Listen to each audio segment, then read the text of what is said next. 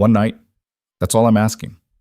Elena's breath caught as Duke Adrian Blackthorne, the boy who once laughed with her under summer skies, stared at her across the frozen study with eyes like midwinter ice. One night with me, and your family's debts vanish. You walk away free. 7 years in a convent hadn't prepared her for this. The storm howling outside wasn't half as brutal as the choice he'd just laid at her feet: surrender her body or watch her family crumble into ruin. But what happens when a woman with nothing left to lose decides she still has everything to fight for? Stay until the end, like this video. Comment what city you're watching from. I want to see how far this story travels. The carriage lurched through another snowdrift, and Elena gripped the worn leather seat to keep from sliding into the opposite wall. Her fingers were numb despite the thin gloves. Charity from the convent, like everything else she owned. Through the frost-crusted window, she could barely make out the iron gates of Blackthorne Manor rising from the white wasteland like the bars of a cage. 7 years. 7 years since she'd last seen these grounds. She was 12 when they'd sent her away. Her father's gambling debts had finally caught up with the Whitmore family, and the creditors had come circling like vultures. The Duke, Adrian's father, had offered a solution: send the daughter to the Sisters of Mercy until she came of age. For her education, he'd said. Everyone knew what it really meant: one less mouth to feed, one less burden on a family already drowning. The convent had been cold, not just in temperature, though the stone walls never seemed to hold heat no matter how many fires they lit. Cold in spirit. The sisters spoke in whispers and moved like ghosts through corridors that smelled of lye soap and regret. They taught her embroidery, scripture, and silence, mostly silence. Elena learned to keep her thoughts locked behind her teeth, learned to make herself small and unremarkable, learned that the world didn't care what a penniless girl wanted or felt or dreamed about in the hours before dawn when sleep wouldn't come. But she also learned something the sisters hadn't intended to teach her: how to survive. The carriage jerked to a halt. Elena's heart kicked against her ribs. "Miss Whitmore?" The driver's voice was muffled by wind and snow. "We've arrived." She stepped out into the storm, and the cold hit her like a physical blow. Her breath crystallized instantly. The thin wool cloak, another convent cast-off, did nothing against the wind that cut through fabric and flesh straight to bone. Blackthorne Manor loomed before her, bigger and darker than she remembered. Towers of gray stone reached toward a sky the color of old bruises. Windows glowed faintly from within, but the light seemed reluctant, as if it knew better than to venture too far into this place. The massive front doors opened before she could knock. "Miss Whitmore." The butler's voice was professionally neutral, but his eyes flickered with something that might have been pity. "His Grace is expecting you in the study." Of course he was. Elena followed him through halls she half recognized from childhood. The manor had changed. Or maybe she had. The portraits lining the walls seemed to watch her with disapproval. Generations of Blackthorne, stern-faced and cold-eyed. At the end of the corridor hung a newer painting: Duke Blackthorne the Elder, Adrian's father. Elena remembered him as a hard man with a harder laugh. He'd died 3 years ago, leaving everything to his only son, leaving everything to Adrian. The butler stopped at a pair of carved oak doors. "His Grace will see you now." He opened the doors and stepped aside. The study was exactly as Elena remembered, yet completely different. The same dark wood panels, the same massive desk positioned to catch the firelight, the same wall of books that had fascinated her as a child. But Adrian Blackthorne was not the same. He stood with his back to her, staring into the fire. Tall, broader in the shoulders than she remembered. His dark hair was longer now, touching his collar. He wore black, unrelieved black, as if he were in mourning for something that couldn't be named. "Elena Whitmore." He didn't turn around. His voice had changed too, deeper, edged with something she couldn't identify. "It's been a long time. 7 years." Her voice came out steadier than she felt. "You summoned me, Your Grace." "Adrian." Now he turned, and Elena's breath caught. She'd expected him to look different. Boys grew into men. That was the way of things. But she hadn't expected this. The soft features she remembered had been carved into something harder. His jaw was sharper. His mouth, that mouth that used to quirk into easy grins when they were children, was set in a line that suggested smiling was something he'd forgotten how to do. But it was his eyes that stopped her. Gray. Like storm clouds. like winter ice, like nothing that had ever been warm. We're not strangers, Elena. No need for formality. Aren't we? She forced herself to meet his gaze. Strangers? 7 years might as well be 7 lifetimes. Something flickered across his face, too quick to name. Sit. It wasn't a request. Elena crossed to the chair positioned before the desk, acutely aware of how she must look. Her dress was gray wool, threadbare at the cuffs. Her hair was pinned back in the severe style the sisters required. She had no jewelry, no adornment, nothing to suggest she was anything more than what she was, a charity case in borrowed clothes. Adrian moved to the desk but didn't sit. He stood there looking down at her, and Elena fought the urge to shrink back into the chair. "I'll be direct," he said. "Your family's debts have come due." Elena's stomach dropped. "I know. My father wrote to me, 40,000 pounds. The number hit her like a slap. She'd known it was bad. She hadn't known it was that bad. "They're going to lose everything," Adrian continued, his voice flat. "The house, the land, what little remains of your mother's jewelry. The creditors will seize it all within the month."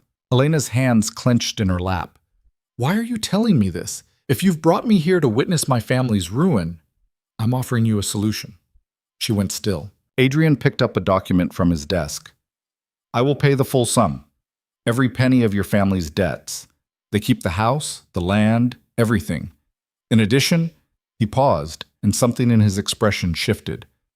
"I will arrange for your permanent release from the Sisters of Mercy. You'll be free. No more convent, no more obligations. You can go wherever you wish, do whatever you wish."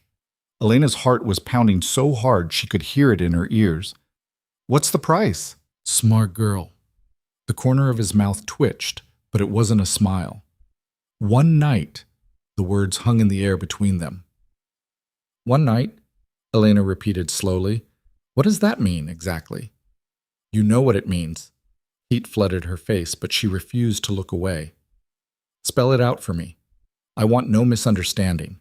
Adrian set the document down, leaned forward, palms flat on the desk. "One night in my bed, from midnight until dawn. After that, the debt is cleared, you're released from the convent, and you never have to see me again unless you choose to." Elena couldn't breathe. The fire crackled. Wind rattled the windows.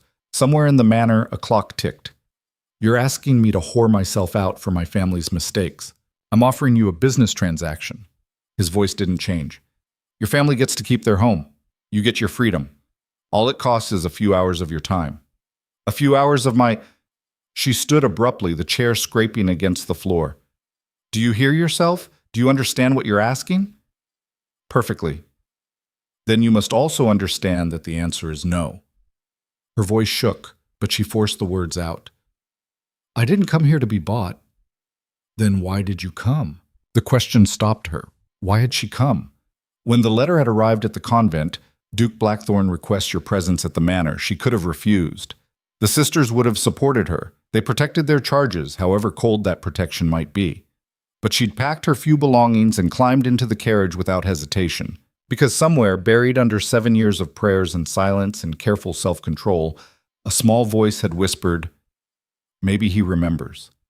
Maybe Adrian Blackthorn, who once caught fireflies with her in the summer gardens, who once brought her sweets stolen from the kitchen, who once promised they'd be friends forever. Maybe he remembered. Maybe he'd called her here to help." How naive. "I came because you summoned me," she said finally. "I came because my family is in trouble, and I hoped—" She stopped, swallowed. "It doesn't matter now." "Then you'll refuse?" Adrian straightened. "You'll walk out of here, go back to the convent, and let your family face the consequences of their own choices?" "Their choices?" Elena's anger flared hot and sudden. "My father's choices, you mean? My mother had no say in his gambling. My sister was barely 10 when they sent me away. What choices did any of us have? Life isn't fair, Elena." His voice was cold, final. "You of all people should know that by now." "Oh, I do." She moved toward the door. "I learned it when they shipped me off to freeze in a convent while my father drank away what was left of our money. I learned it every day for 7 years while the sisters taught me that a woman's value is measured by her silence and obedience. And I'm learning it now, looking at you and realizing the boy I once knew is completely gone." She reached for the door handle. The storm is getting worse. Elena paused. You won't make it back to the convent tonight, Adrian said. The roads are already impassable. You'll have to stay here until it clears. She didn't turn around. Then I'll stay in the servants' quarters. You'll stay in the guest wing, second door on the left. A pause. Think about my offer, Elena. You have until midnight tomorrow. Now she did turn. Why midnight? Something moved behind his eyes. Something that might have been pain if she didn't know better. Because that's when the deadline expires. The creditors arrive the following morning. After that, there's nothing I can do. Nothing you're willing to do, Elena corrected. Perhaps. She wanted to say something cutting, something that would crack that icy composure, but exhaustion was settling into her bones, heavy and cold as the snow outside. Good night, Your Grace. Adrian, he said again. My name is Adrian. Good night, Elena repeated and walked out. The guest room was luxurious compared to her convent cell. A four-poster bed with actual blankets, a fireplace with wood already laid and lit, windows with heavy curtains to keep out the drafts, a wash basin with clean water. Elena stood in the middle of it all and shook, not from cold, though she was cold, not from fear, though there was plenty to fear. She shook because rage and humiliation and something dangerously close to despair were fighting for control inside her chest, and she couldn't afford to let any of them win. One night, 40,000 pounds, her freedom. The numbers wouldn't stop circling in her head. She thought about her mother, who'd been beautiful once, before worry and poverty had carved lines into her face. Her sister Margaret, who was 17 now and should have been preparing for her first season, not wondering if they'd have a roof over their heads by spring. And her father, weak, foolish, loving in his way, but so desperately weak. Elena moved to the window and pulled back the curtain. Snow was falling harder now, thick and fast. The world beyond the glass was disappearing, erased by white. No one was going anywhere until this storm broke. She pressed her forehead against the cold glass. Think about my offer. As if she could think about anything else. Adrian Blackthorne. Duke now. Not just the boy who'd once been her only friend in a world that had no use for a penniless girl. She remembered him at 11, all elbows and enthusiasm, showing her the secret passages in the manor, teaching her which kitchen maids would slip them extra pastries, reading to her from his father's forbidden books about far-off places and impossible adventures. He'd cried when they told him she had to leave. She'd seen the tears before he'd turned away, before his father's hand had landed heavy on his shoulder and the Duke had said something too quiet for Elena to hear. But she'd seen Adrian's face go blank, watched him learn the same lesson she had. Feelings were a luxury neither of them could afford. 7 years later, he'd learned it well. A knock at the door made her jump. Miss Whitmore? A maid's voice, soft and uncertain. I've brought dinner, miss.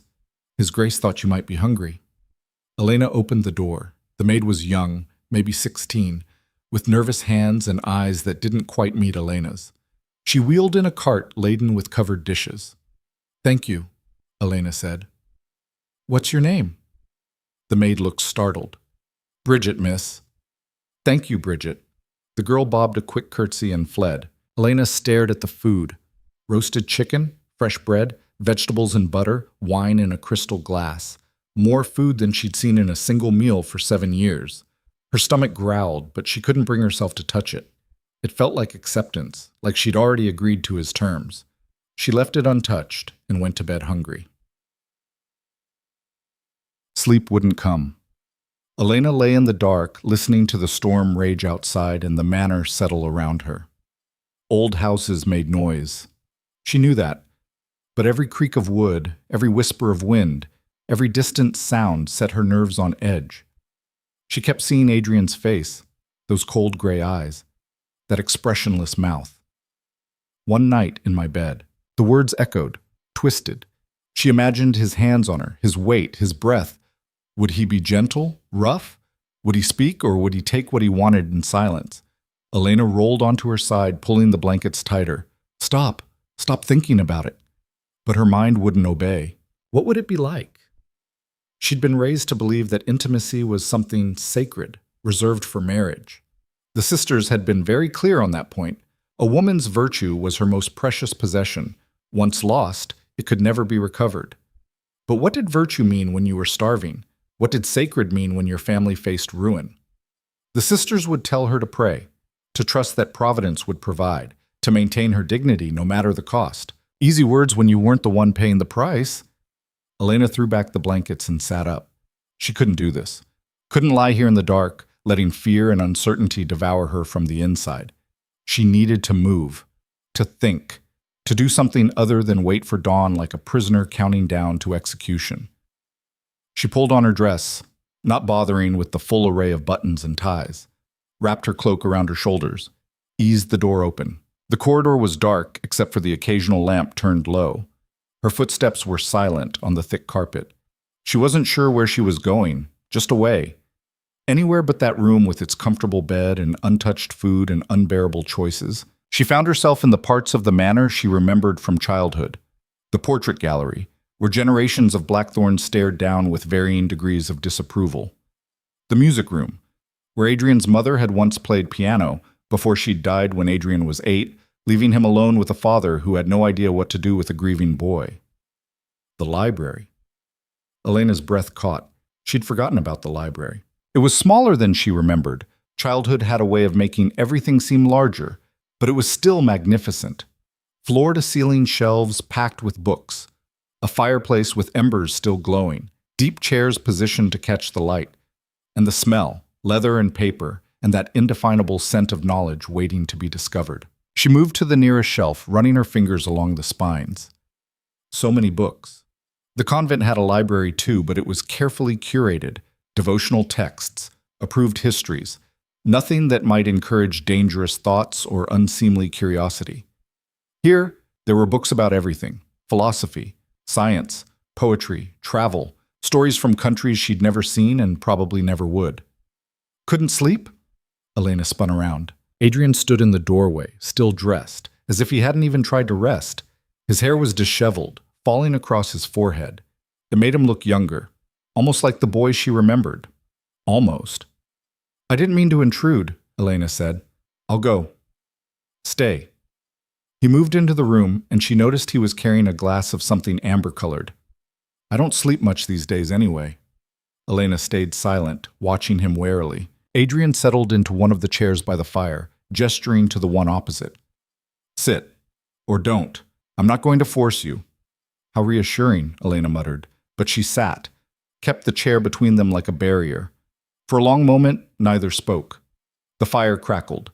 Wind howled outside. Adrian took a drink, staring into the flames. "You've changed," he said finally. 7 years will do that. You're harder, sharper." Elena laughed without humor. "I had good teachers. The sisters don't tolerate softness." "I'm sorry." The words were so unexpected that Elena almost missed them. "What?" "I'm sorry."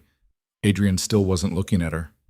"For what happened, for how you were sent away, for—" He stopped. "For all of it."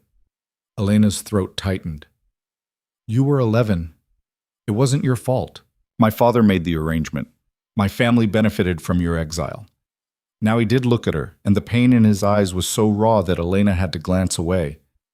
"I should have done something. You were a child. So were you."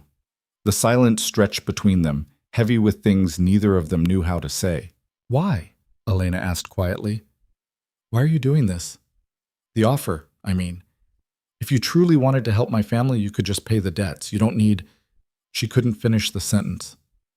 "Don't I?" Adrian's voice went flat again, cold.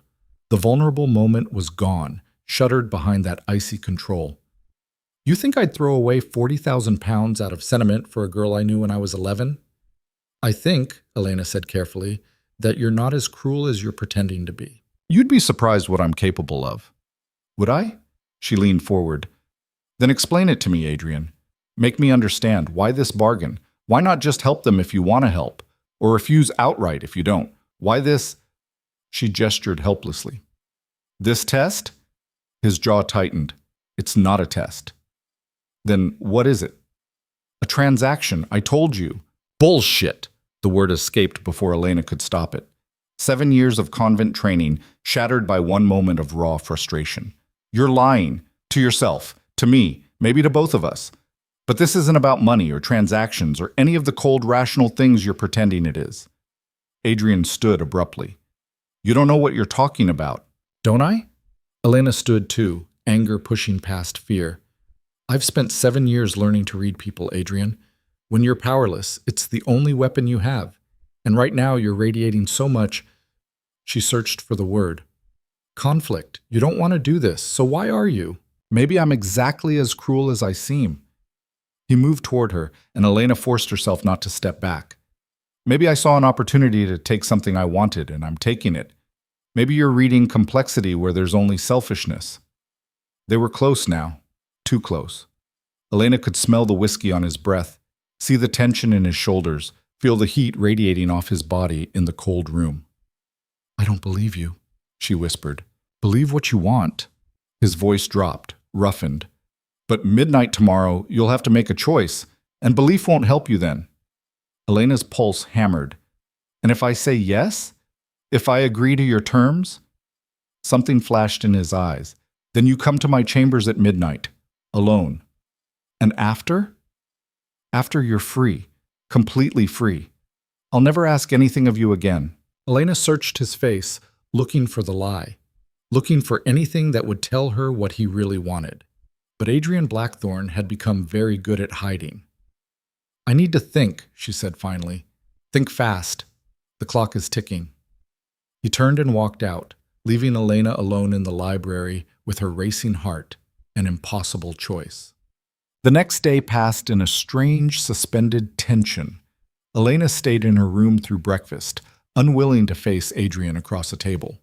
Bridget brought her food, again, more than she could eat, and retreated quickly as if proximity to Elena might be contagious. Through the window, the storm continued. If anything, it was getting worse. Snow piled against the walls. Wind shook the glass. The world had shrunk to just this manner, this moment, this choice. Around noon, a different knock came at her door. Miss Whitmore? An unfamiliar voice. Male. Older. His Grace requests your presence in the study. Elena's stomach clenched, but she smoothed her dress, checked her hair in the mirror, and followed the servant through the corridors. Adrian was at his desk, writing something. He didn't look up when she entered. Sit, he said. Elena sat, her back rigid. Adrian finished whatever he was writing, set down his pen, and finally met her eyes. I want to clarify the terms. I thought you'd been quite clear. Nevertheless, he pulled out a document, actual legal paper, she realized, with seals and signatures. This is a contract. It states that in exchange for one night of your company, I will pay all debts owed by the Whitmore family, totaling £40,000. Additionally, I will arrange for your permanent release from the Sisters of Mercy and provide you with a sum of £5,000 for your personal use. Elena blinked. 5,000? I didn't know about that part. You need something to live on. Consider it compensation for your time. Compensation. The word tasted bitter. That's one way to phrase it. Adrian's expression didn't change. If you agree, you'll sign here. He indicated a line at the bottom. The contract is binding. Once signed, neither of us can back out. Elena stared at the document. Real. This was real. Not just words thrown out in anger or desperation, but actual legal obligation. And if I don't sign, then you're free to leave as soon as the storm clears. I'll provide transportation back to the convent. Your family's debts will be their own problem. And 40,000 people will suffer because of my father's weakness. Your family, Adrian corrected. Not 40,000 people. Your mother, your sister, your father. Are they worth it, Elena? The question hung between them. Are they worth your dignity? Adrian continued, his voice soft, dangerous. Your pride? Your carefully guarded virtue? Are they worth one night of discomfort in exchange for their survival? Elena's hands clenched in her lap. You're a bastard. Yes, no denial, no defense. But I'm a bastard with enough money to save your family. So the question remains, what are they worth to you? Elena closed her eyes, saw her mother's careworn face, Margaret's hopeful smile, even her father, weak and foolish, but still her father. What would they do if she said no? Where would they go? I need guarantees, she heard herself say. Adrian tilted his head. Such as? That you won't hurt me, that you'll... She struggled for words. that you'll show some measure of respect, even in this. Agreed. And that afterward, the contract is fulfilled completely. No loopholes, no additional demands, no ways for you to maintain control. The contract is ironclad. My solicitor drafted it personally. Elena opened her eyes, looked at him directly. And I want it in writing that if I choose to leave immediately after, you won't try to stop me. I want transportation arranged, money in hand, everything settled before dawn. Something flickered across Adrian's face. Done. Anything else? Yes. Elena's voice steadied. I want to know why. The real reason. Not this nonsense about transactions and business arrangements. I want the truth, Adrian. For a long moment, he just stared at her. Then slowly, he leaned back in his chair. You want the truth? His laugh was harsh. The truth is that I'm tired, Elena. Tired of this manner, this title, this life, where everything is cold and controlled and carefully managed. The truth is that when I think about the one bright spot in my childhood, it's you. Summers in the garden, stolen sweets, someone who didn't care that I was the Duke's son, who just wanted a friend. Elena's breath caught. The truth is that I've become exactly what my father was. Adrian continued, his voice raw now, hard, cruel, capable of seeing people as assets and liabilities instead of human beings.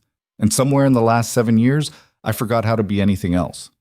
He stood, moving to the window, his back to her. I don't expect you to understand. I don't expect you to forgive me for what I'm asking. But you wanted truth, so here it is. I'm making you this offer because I want to see if you're still real. If you're still the girl who could look at a Duke's son and see just a boy. Or if 7 years of hell have turned you into something as broken as I am. The admission hung in the air. Elena stood slowly, moved to where he stood, close enough to see his reflection in the window glass, close enough to see the tension in his jaw, the tightness around his eyes. You want to know if I'm broken? She asked softly. Yes. And if I am? If I sign that contract and show up at midnight as damaged and desperate as you suspect? Adrian finally turned to face her. Then we'll both know the truth. About you. About me. About what we've become. Elena held his gaze. And if I'm not broken? If I walk into your chambers with my eyes open and my choice made freely, not out of desperation but calculation, what then? Then I'll know that too. This is insane, Elena whispered. Yes. I should refuse, should walk out of here and let you drown in your loneliness. Yes? But I won't. The words came out steady, sure. Not because I'm broken, not because I'm desperate, but because 40,000 pounds is real, and my family's suffering is real, and sometimes survival requires sacrifices that no one should have to make. She reached for the pen on his desk. I'll sign your contract, Adrian Blackthorne. I'll come to your chambers at midnight. I'll give you what you're asking for. She met his eyes. But understand this. I'm not the girl you remember. I'm not soft or easily controlled or willing to pretend this is anything other than what it is. You want to see if I'm real? Fine. But be prepared for the answer you might not like. Adrian's throat worked. Elena, don't. She positioned the pen over the signature line. Don't make this harder than it already is. Just tell me where to sign. He pointed. Elena signed her name in quick, firm strokes, set down the pen, stepped back. It's done, she said. Adrian stared at the contract like it might bite him. Then slowly, he signed his own name beneath hers. Midnight, he said roughly. My chambers. Top of the stairs, last door at the end of the hall. I know where they are. Elena turned toward the door. Paused. Adrian? Yes? I hope you find what you're looking for tonight. Because I promise you, whatever happens in that room, it won't fix what's broken in either of us. She walked out before he could respond. Doesn't. The rest of the day crawled past like wounded thing. Elena tried to read, tried to rest, tried to pray, though the words felt hollow in her mouth. Bridget brought dinner. Elena couldn't eat it. The clock in her room ticked steadily toward midnight. She bathed in the wash basin, scrubbing her skin until it was red, brushed out her hair, leaving it loose for the first time in 7 years. The sisters had required it pinned back always, hidden, controlled. Tonight, she would not hide. She put on the only nightgown she owned, plain white cotton, modest enough for a nun, wrapped her cloak around her shoulders. The clock struck 11. 1 hour. Elena sat on the edge of the bed, hands folded in her lap, and waited. She thought about her mother, about Margaret, about the house she'd grown up in, with its crumbling walls and faded curtains and rooms full of memories. She thought about freedom, real freedom. £5,000 and no obligations. She could go anywhere, be anyone. Start over in a place where no one knew her history or her mistakes. All it would cost was one night. The clock struck the quarter hour. 11:15. Elena stood, paced, sat down again. She thought about Adrian's eyes when he'd made his confession. The pain there, the loneliness. Two people shaped by circumstances neither of them had chosen, both trying to survive in a world that had been cruel from the start.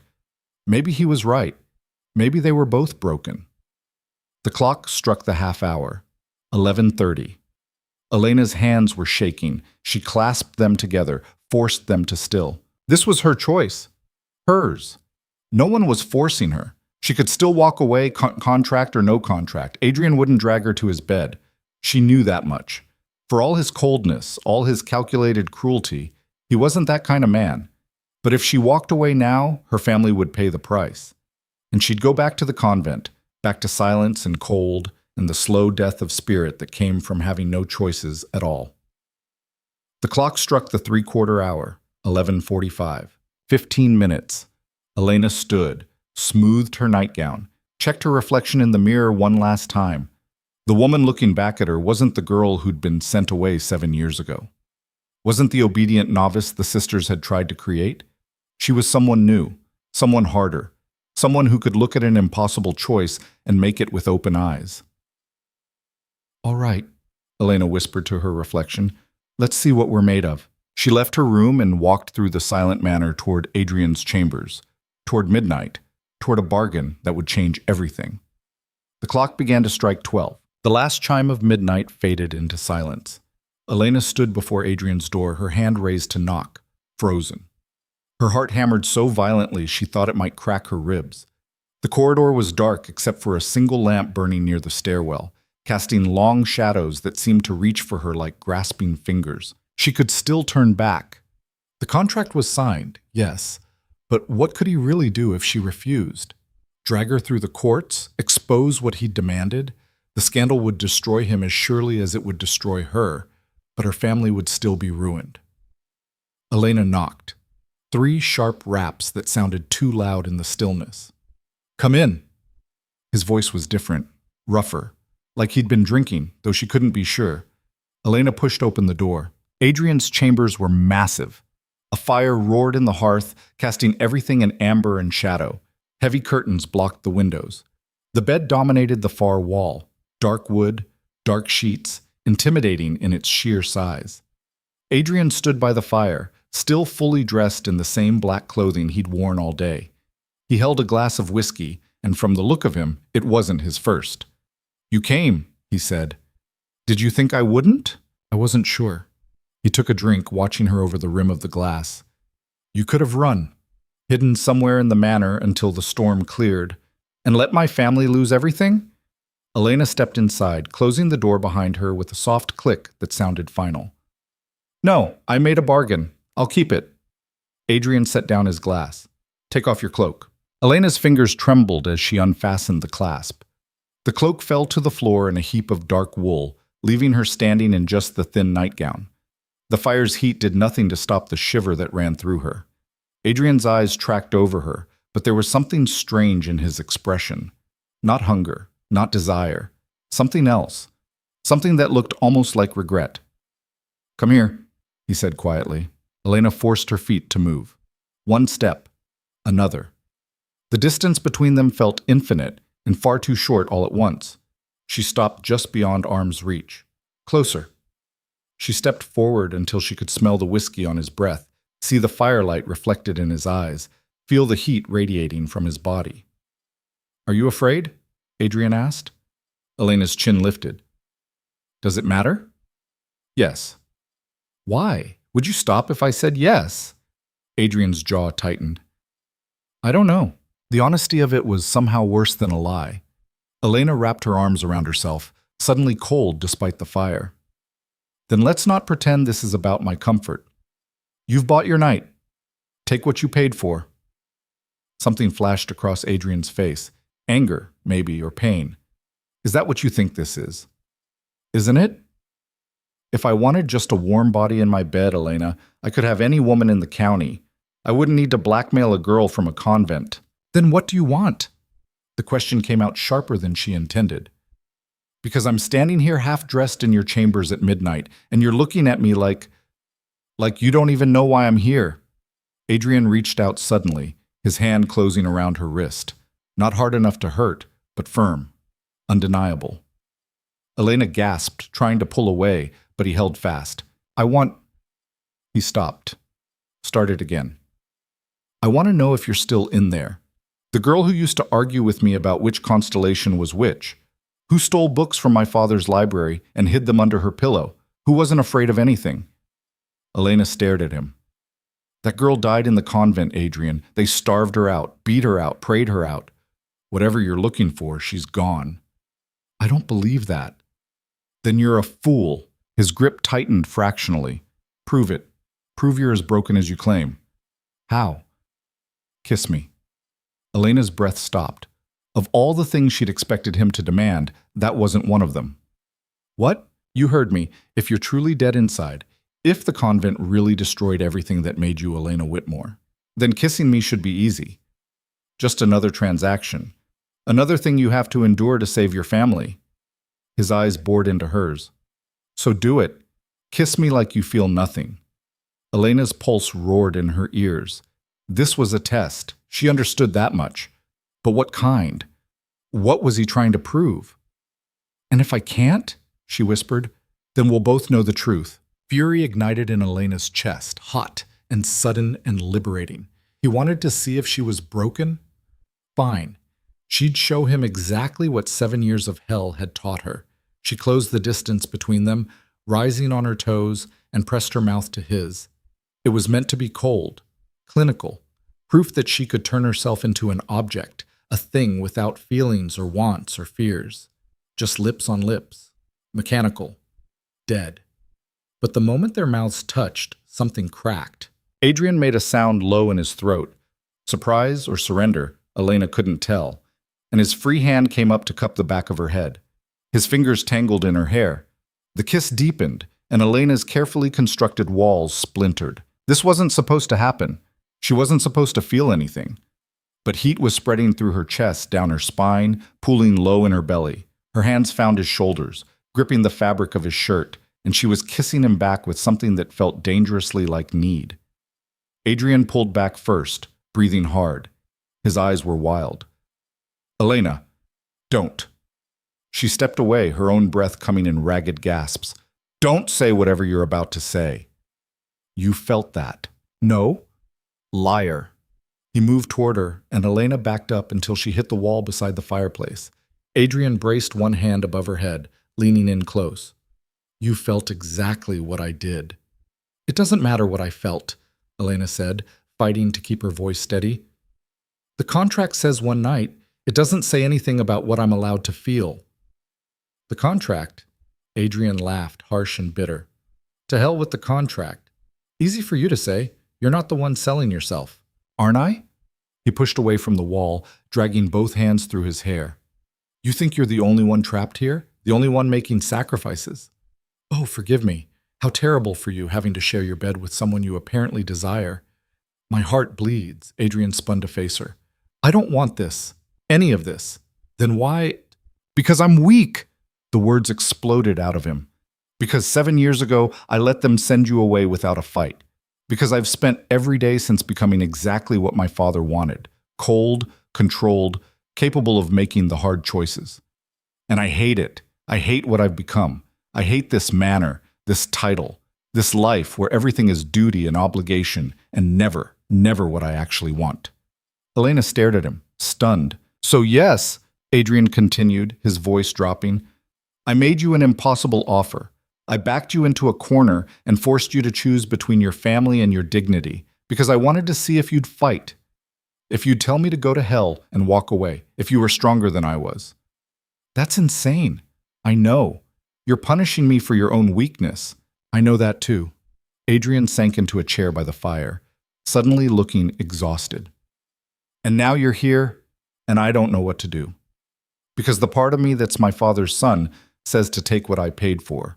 But the part that's still me, the part that remembers catching fireflies with you, that part says I'm a monster for even asking. Elena wrapped her arms around herself again.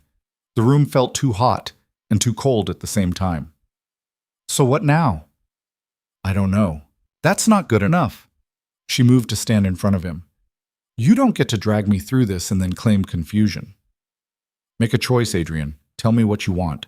He looked up at her, and the vulnerability in his eyes was almost unbearable. I want to go back. I want to be 11 years old again, when things were simple, and you were my friend and I didn't have to be the Duke. I want... His voice cracked. I want to undo every mistake I've made, every hard choice, every moment where I chose duty over what was right. We can't go back. I know. Elena knelt in front of him, bringing herself to eye level. But we can choose what happens next, right now, in this room. The contract might have brought me here, but it doesn't have to define what happens between us. Adrian's hand came up, almost involuntarily, to touch her face. His thumb traced her cheekbone. What are you saying? I'm saying... Elena took a shaky breath. I'm saying that kiss wasn't nothing. I'm saying that maybe we're both more broken than we want to admit, but that doesn't mean we have to break each other further. Elena, let me finish. She caught his hand, holding it against her cheek. You want to know if I'm real? If there's anything left of the girl you knew? Fine. But you have to be real too. No more games, no more tests, no more hiding behind contracts and cold words. Adrian's eyes searched hers. And if I can't? If I don't know how to be anything but what I've become? Then we figure it out together. The fire crackled. The storm outside seemed to intensify, wind howling like something alive and angry. For a long moment, neither of them moved. Then Adrian pulled her forward, wrapping his arms around her, burying his face in her hair. Elena froze, shocked, before slowly returning the embrace. He was shaking. This powerful man, this duke who held her family's fate in his hands, was trembling like a lost child. I'm sorry, he whispered against her hair. I'm so sorry. For all of it. For the bargain. For what I've done to you. For what I've become. Elena's throat tightened. I know. I don't deserve your forgiveness. Maybe not, but you have it anyway. They stayed like that, holding each other in the firelight, until the shaking stopped. When Adrian finally pulled back, his eyes were red-rimmed but clear. I can't do this. Can't go through with the bargain. It's wrong. I was wrong. Elena's heart stuttered. What about the contract? I'll honor it. Your family's debts will be paid. You'll get your freedom and the money I promised, but I won't... He stood, putting distance between them again. I won't take what you only offered out of desperation. I'm a bastard, Elena, but I'm not that far gone. Relief and confusion warred in Elena's chest. Just like that? You're releasing me from the agreement? Just like that. Why? Adrian moved to the window, pulling back the curtain to stare out at the storm. Because you were right. This won't fix what's broken in either of us. And because... He paused. Because you deserve better than this. Better than me. Elena stood slowly, her legs unsteady. She should feel relieved, grateful. She'd been given a reprieve from something she dreaded, but instead she felt... What? What did she feel? And if I don't want to be released? The words were out before she could stop them. Adrian turned sharply. What? You heard me. Elena's heart was racing, but she forced herself to continue. What if I choose to stay? Not because of the contract, not because of my family's debts, but because I choose to? Elena, you don't know what you're saying. Don't tell me what I know. She moved toward him. You wanted real? You wanted to see if I was still capable of making my own choices? Well, here's my choice. I'm staying. Tonight. Not because I have to, because I want to. Why? The word came out strangled. After everything I've done. Because I'm tired too, Elena said. Tired of being powerless. Tired of having every decision made for me. Tired of being the victim in my own life. You want to know if I'm broken?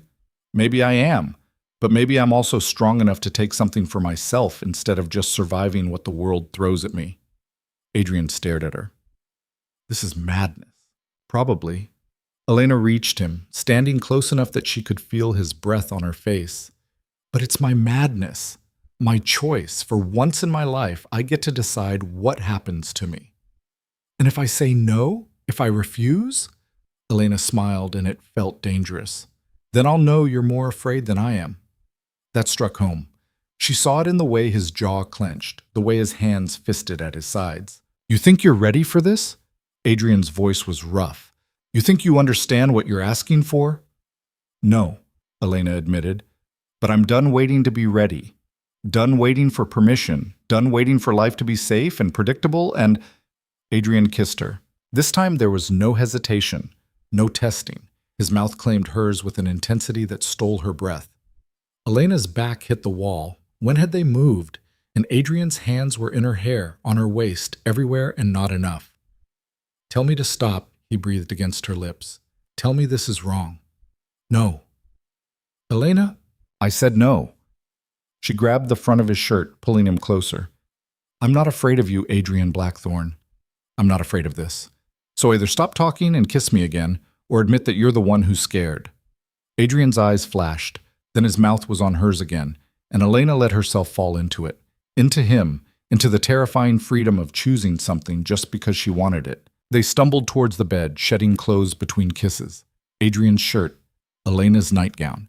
His hands were shaking as he touched her, and she realized with a shock that he was as nervous as she was.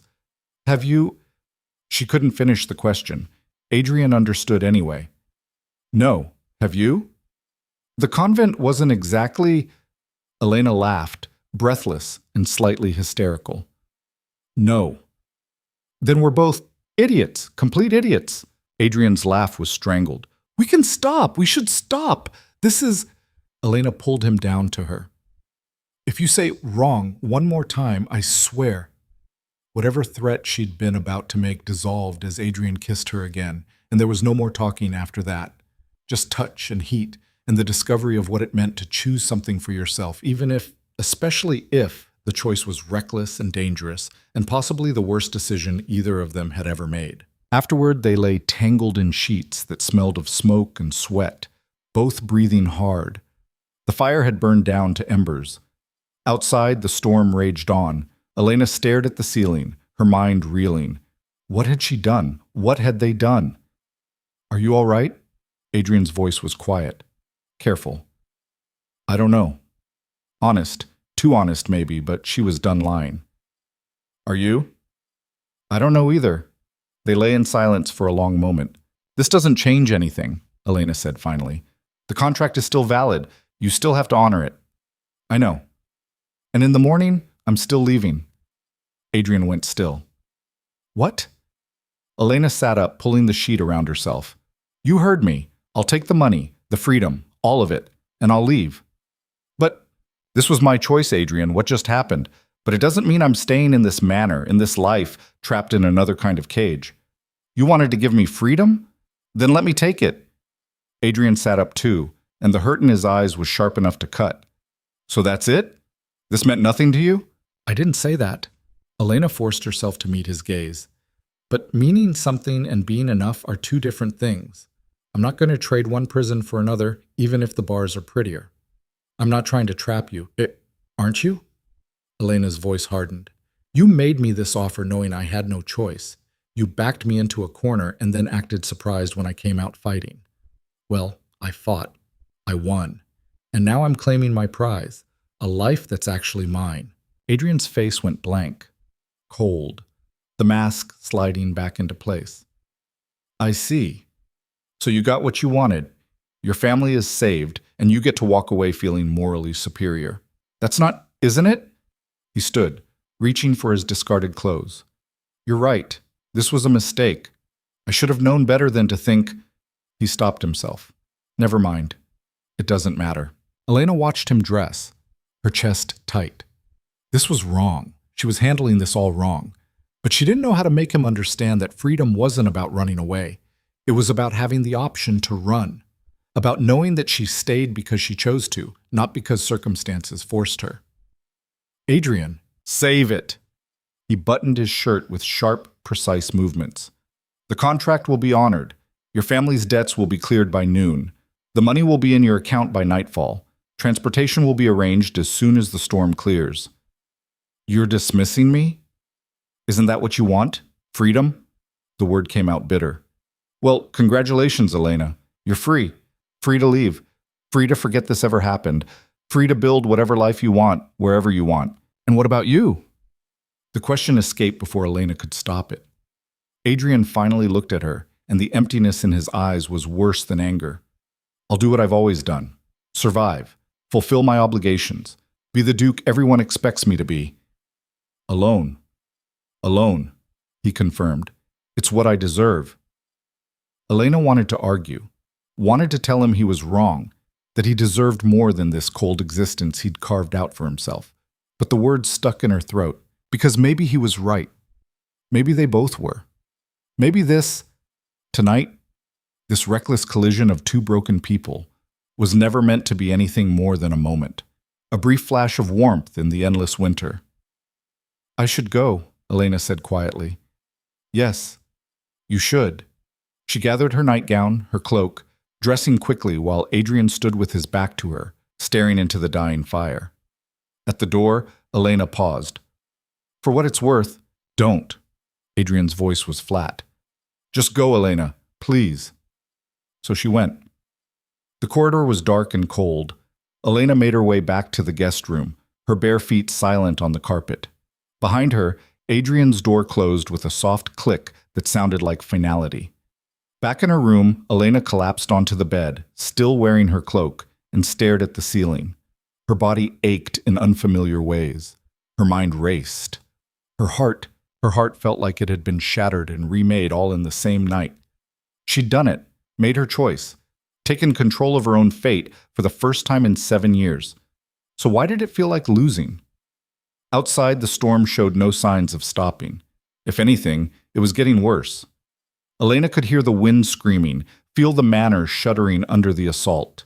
Trapped. They were all trapped here. Her, Adrian, the servants, everyone. Trapped by weather and circumstance and choices that couldn't be unmade. Elena closed her eyes, but sleep wouldn't come. Instead, she lay awake, listening to the storm and wondering if she'd just made the biggest mistake of her life. Dawn was still hours away, but already Elena could feel the weight of morning approaching. The moment when she'd have to face Adrian again.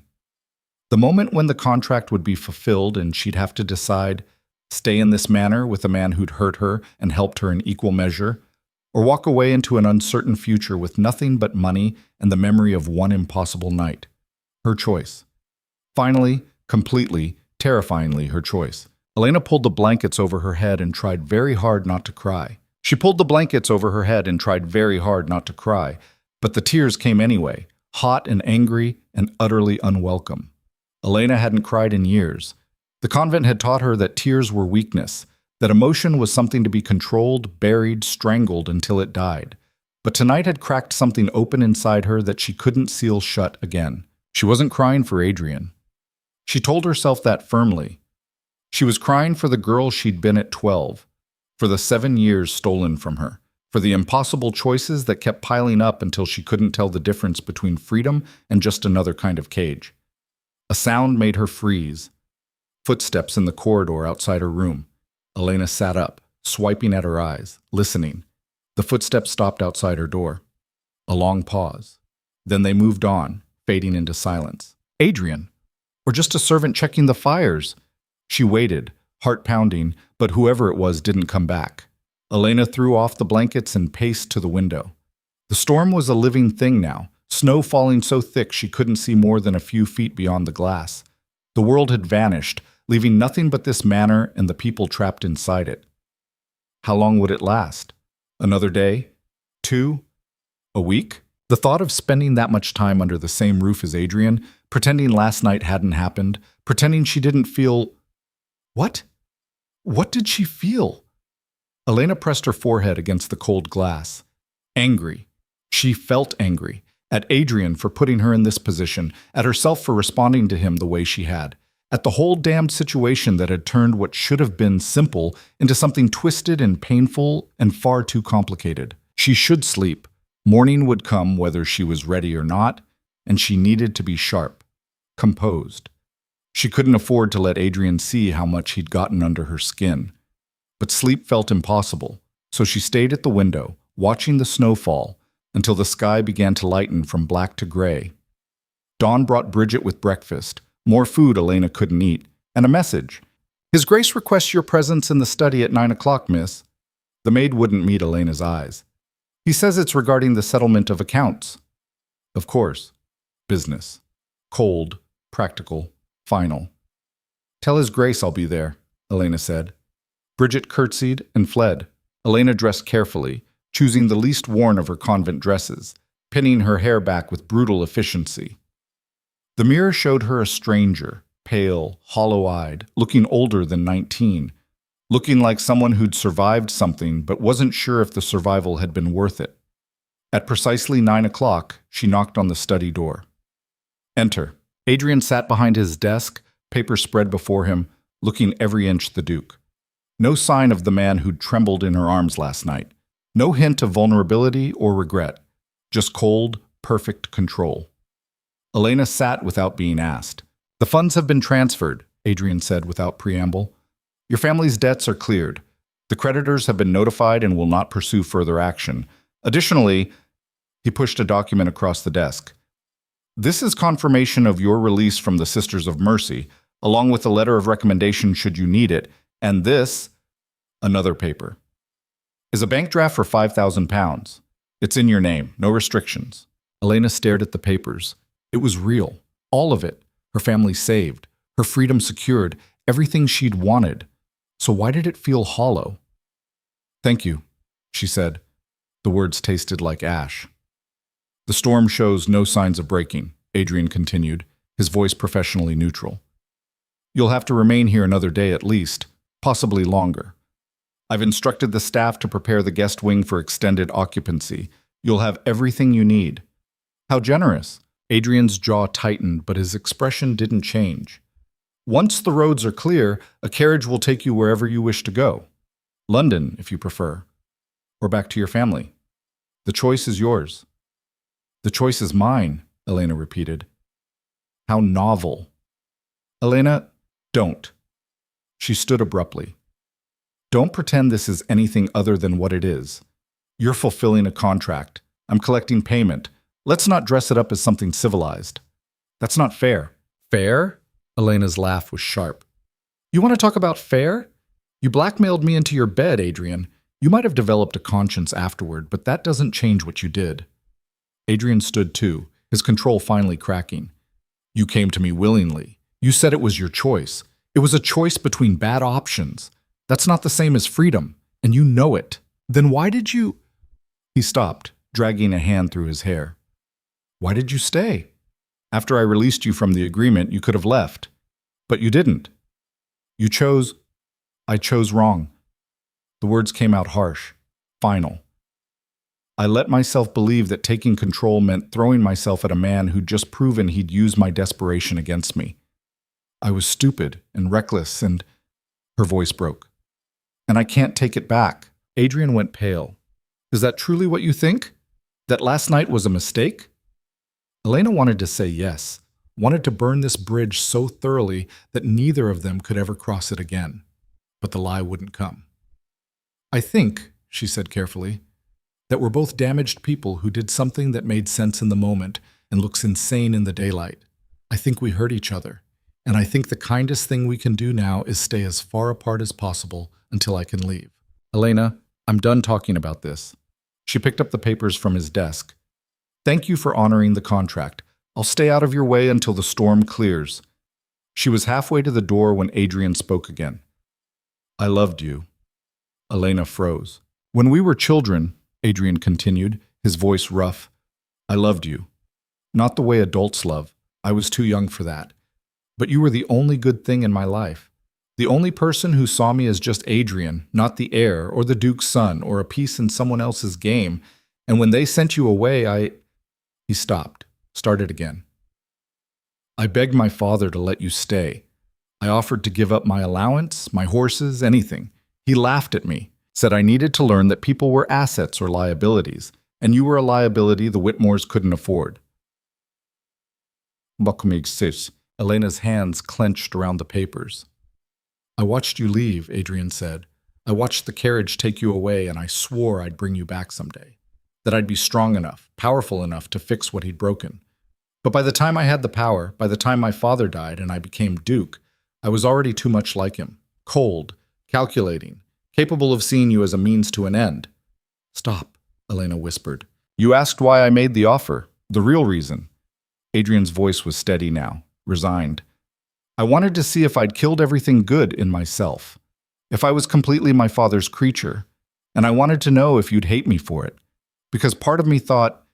He laughed, bitter. Part of me thought that your hatred would be easier to bear than your indifference. Elena turned slowly. Adrian was still standing behind the desk, his hands braced on the wood, looking at her with such raw pain that it hurt to meet his eyes.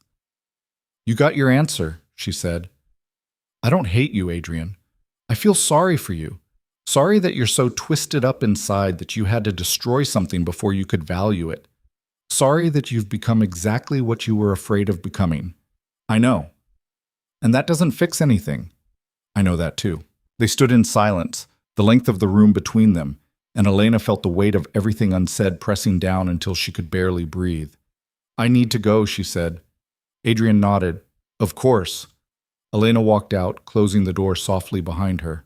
In the corridor, she leaned against the wall, the papers crumpling in her grip, and tried to sort through the mess of emotions churning in her chest. Pity, anger, hurt, and underneath it all, something that felt dangerously like understanding.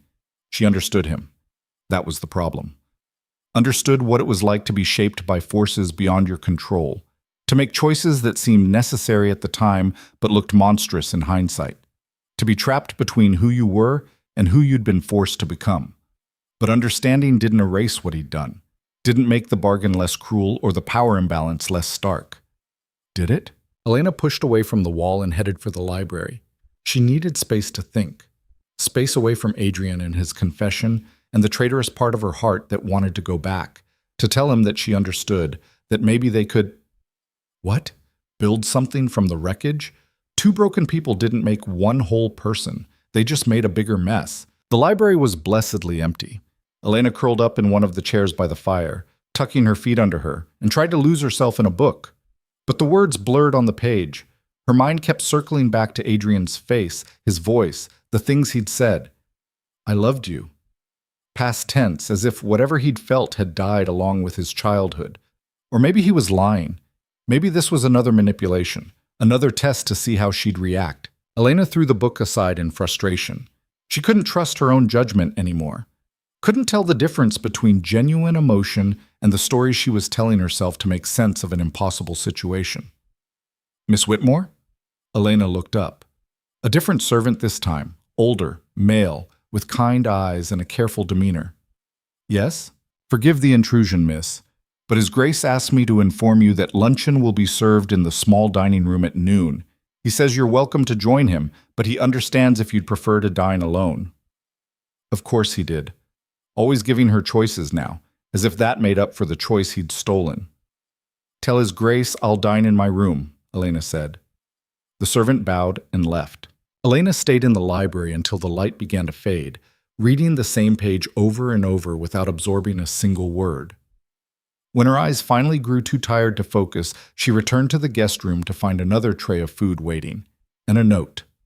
The handwriting was Adrian's, sharp and precise. I'm sorry. I know the words are inadequate.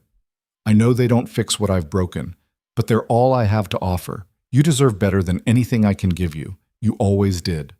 Elena crumpled the note in her fist. Then slowly she smoothed it out again. Read it twice more, folded it carefully, and tucked it into her pocket. She didn't know why she kept it. Maybe as evidence. Maybe as a reminder of how easy it was to mistake pain for honesty. The evening stretched long and lonely. Elena tried to sleep but couldn't. The manor was too quiet, the silence broken only by the howling wind and the occasional crack of wood settling. She felt like the only person alive in a dead world. Around midnight, she gave up and went to the window. The storm was finally easing. Snow still fell, but lighter now, gentler. By morning, the roads might be passable. By morning, she could leave. The thought should have brought relief. Instead, it felt like standing on the edge of a cliff, staring down at a drop she couldn't see the bottom of. A knock at her door made her jump. Elena's heart raced. "Who is it?" "It's me." Adrian's voice muffled through the wood. "I need to talk to you, please." "It's midnight." "I know. I'm sorry. But if you're leaving tomorrow, this is my last chance to—" He stopped. "Please, Elena. 5 minutes. That's all I'm asking." Elena should have said no. Should have locked the door and climbed back into bed and pretended she couldn't hear him. But she opened the door instead. Adrian looked terrible. His hair was a mess. His shirt was untucked. Dark circles shadowed his eyes, and he swayed slightly, like he'd been drinking. But his eyes were clear when they met hers. "You're drunk," Elena said. "Not drunk enough." He leaned against the doorframe. "Can I come in?" "Absolutely not." "Then can you come out here?" "I don't want the servants to hear this." Elena hesitated, then stepped into the corridor, pulling the door mostly closed behind her. "What do you want, Adrian?" "I want—" He stopped, laughed without humor. "I want a lot of things I can't have. But right now, I want to tell you the truth. The whole truth. No more games. No more tests. We're past truths. We're past everything. Then what do you have to lose by listening?" "Fair point." Elena crossed her arms. 5 minutes. Starting now." Adrian nodded. "The contract was a lie." Elena blinked. "What?" "The contract, the bargain, all of it. It was a lie from the beginning." Adrian straightened, no longer leaning on the doorframe, and for the first time since she'd arrived, he looked genuinely terrified. "Your family's debts were already paid. I settled them 3 weeks ago, before I ever sent for you." The words didn't make sense. Elena stared at him, trying to process. "What are you talking about?" "I paid off the creditors weeks ago, anonymously. Your father doesn't even know. I was going to tell him eventually, let him think some distant relative had died and left an inheritance. But then I thought—" Adrian's voice cracked.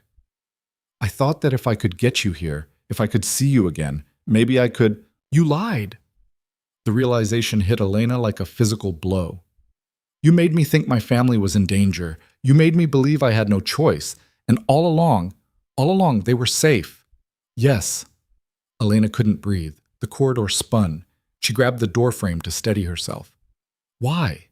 Why would you do that?" "Because I'm a coward." Adrian's eyes were wet. "Because I couldn't just write to you and ask if you'd come visit. Couldn't risk you saying no. So I created a situation where you had to come. Where I could see if there was anything left of what we'd been to each other. And I told myself it was a test of your strength, but really—" His voice broke. "Really, it was a test to see if I was capable of caring about anyone anymore.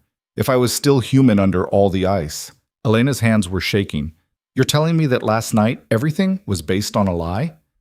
"Yes. My family was never in danger." "No. I sold myself for nothing."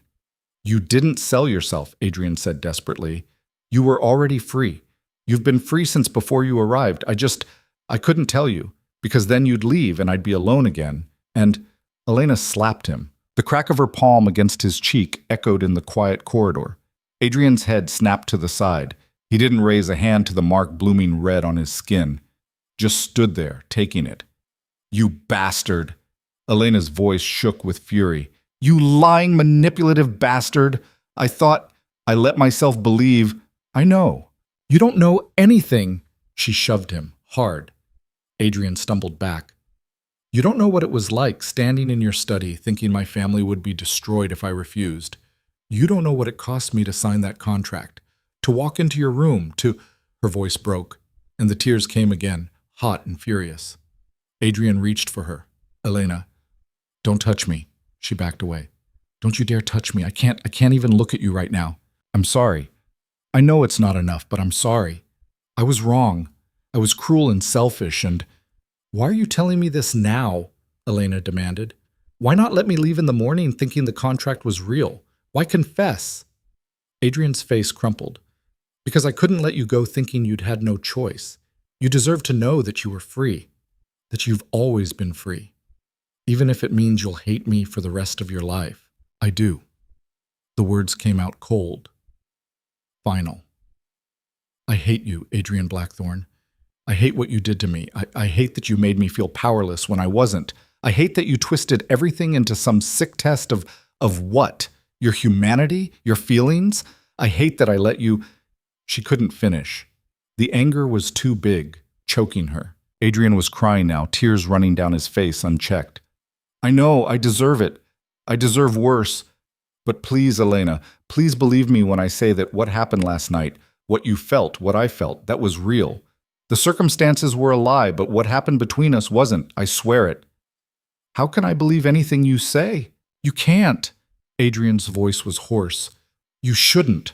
I've proven I can't be trusted, but I'm asking you anyway, begging you. Don't let my lies poison the one real thing that's happened to me in 7 years. Elena wanted to throw something, wanted to scream, wanted to hurt him the way he'd hurt her. But more than that, she wanted answers.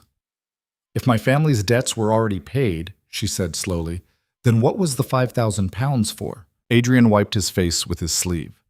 It's yours. No strings. I was going to give it to you whether you signed the contract or not, whether you stayed or left. It's... He laughed bitterly. Call it restitution for 7 years in a convent. For the childhood you lost. For everything my family took from you. I don't want your guilt money. It's not guilt money. It's yours. You've always been... He stopped. It doesn't matter. The money is in your name. Do whatever you want with it. Elena's mind raced. None of this made sense. If he'd wanted to help, he could have just sent the money. If he'd wanted to see her, he could have written. Why the elaborate deception? Why the cruel bargain? Unless... You wanted me to refuse, Elena said suddenly. That's what this was really about. You wanted to offer me something terrible and have me tell you to go to hell. You wanted me to be strong enough to walk away from you. Adrian's silence was answer enough. But I didn't refuse, Elena continued, pieces clicking into place. I negotiated. I questioned you. I signed your contract and showed up at your door. And then Her cheeks burned.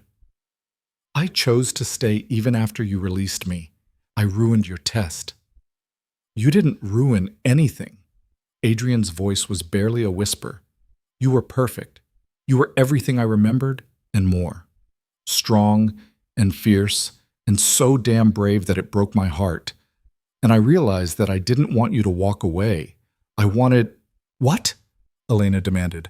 What did you want, Adrian? He looked at her, and the naked longing in his eyes was almost unbearable. You, he said simply. I wanted you, not as some test or proof or redemption, just you, and that terrified me more than anything. The confession hung between them. Elena's anger was still there, hot and justified. But underneath it, something else was stirring. Something dangerous and unwelcome and utterly undeniable. She'd felt it last night in his arms. That sense of recognition, of finding someone who understood what it was like to be broken and still fighting. Someone who'd been shaped by the same harsh world and hadn't quite surrendered to it. But he'd lied, manipulated her, created a situation where she'd thought she had no power when she'd had it all along. Could she forgive that? Should she? I need time, Elena said. I need to think about this, about all of it. Of course. Adrian straightened, wiping the last of the tears from his face. Take all the time you need. The carriage will be ready whenever you want it. Tomorrow? Next week? Never. It's your choice. Really your choice this time. Elena nodded slowly, started to turn back to her room. Elena? She paused. For what it's worth, Adrian said quietly, you were right earlier. I did choose wrong, but not in the way you think. My mistake wasn't creating the bargain. It was thinking I could use manipulation to get what I should have just asked for, honestly. And what should you have asked for? Adrian's smile was sad. A second chance. Just one. To show you that the boy you knew is still in here somewhere, buried under 7 years of trying to be someone I'm not. Elena's throat tightened. And if there's nothing left of that girl you remember, if the convent killed her as thoroughly as your father's training killed that boy, then at least we'll know. Adrian's eyes held hers. But I don't believe it. I think she's still in there, Elena. I saw her last night, saw her refuse to be powerless even when she thought she had no choice.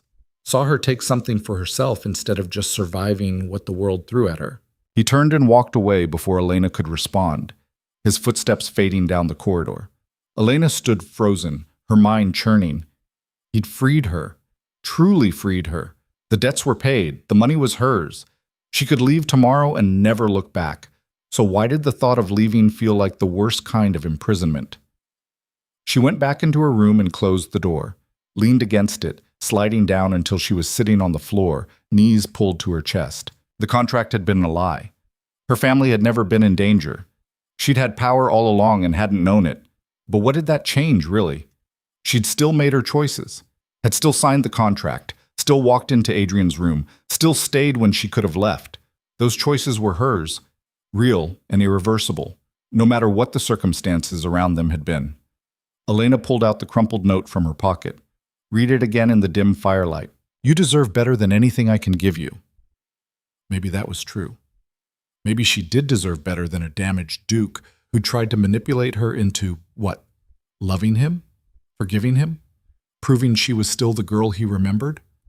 But deserve didn't mean want. And the terrifying truth was that part of her, the part that had fought and survived and refused to break even when breaking would have been easier, that part wanted to stay. Wanted to see if two broken people could build something real from the wreckage of their mistakes. Wanted to find out if the boy who'd loved her and the girl who'd loved him back were still alive somewhere under all the ice. Elena stood slowly, her decision crystallizing with each breath. She'd made her choice last night. Now she was going to make it again. But this time, with full knowledge of what it meant. She opened her door and stepped back into the corridor. Adrian's chambers were at the far end. Light showed under the door. Elena walked toward it, her heart pounding, her hands steady. This time, she wasn't going to his room out of obligation or desperation or even reckless rebellion. She was going because she chose to, because she wanted answers he couldn't give from across a hallway. Because if she was going to walk away, and she might still walk away, she needed to do it with her eyes fully open. Elena knocked on Adrian's door. The silence stretched so long she thought he might not answer. Then footsteps. The door opened. Adrian stood there, shirt half unbuttoned, hair wild, eyes red and swollen. He looked at her in disbelief.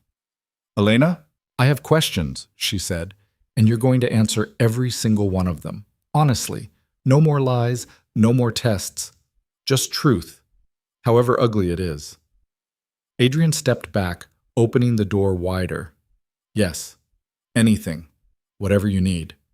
Elena walked into his chambers, this time on her terms. Elena walked into his chambers, this time on her terms, and the door clicked shut behind her with a finality that made her pulse jump.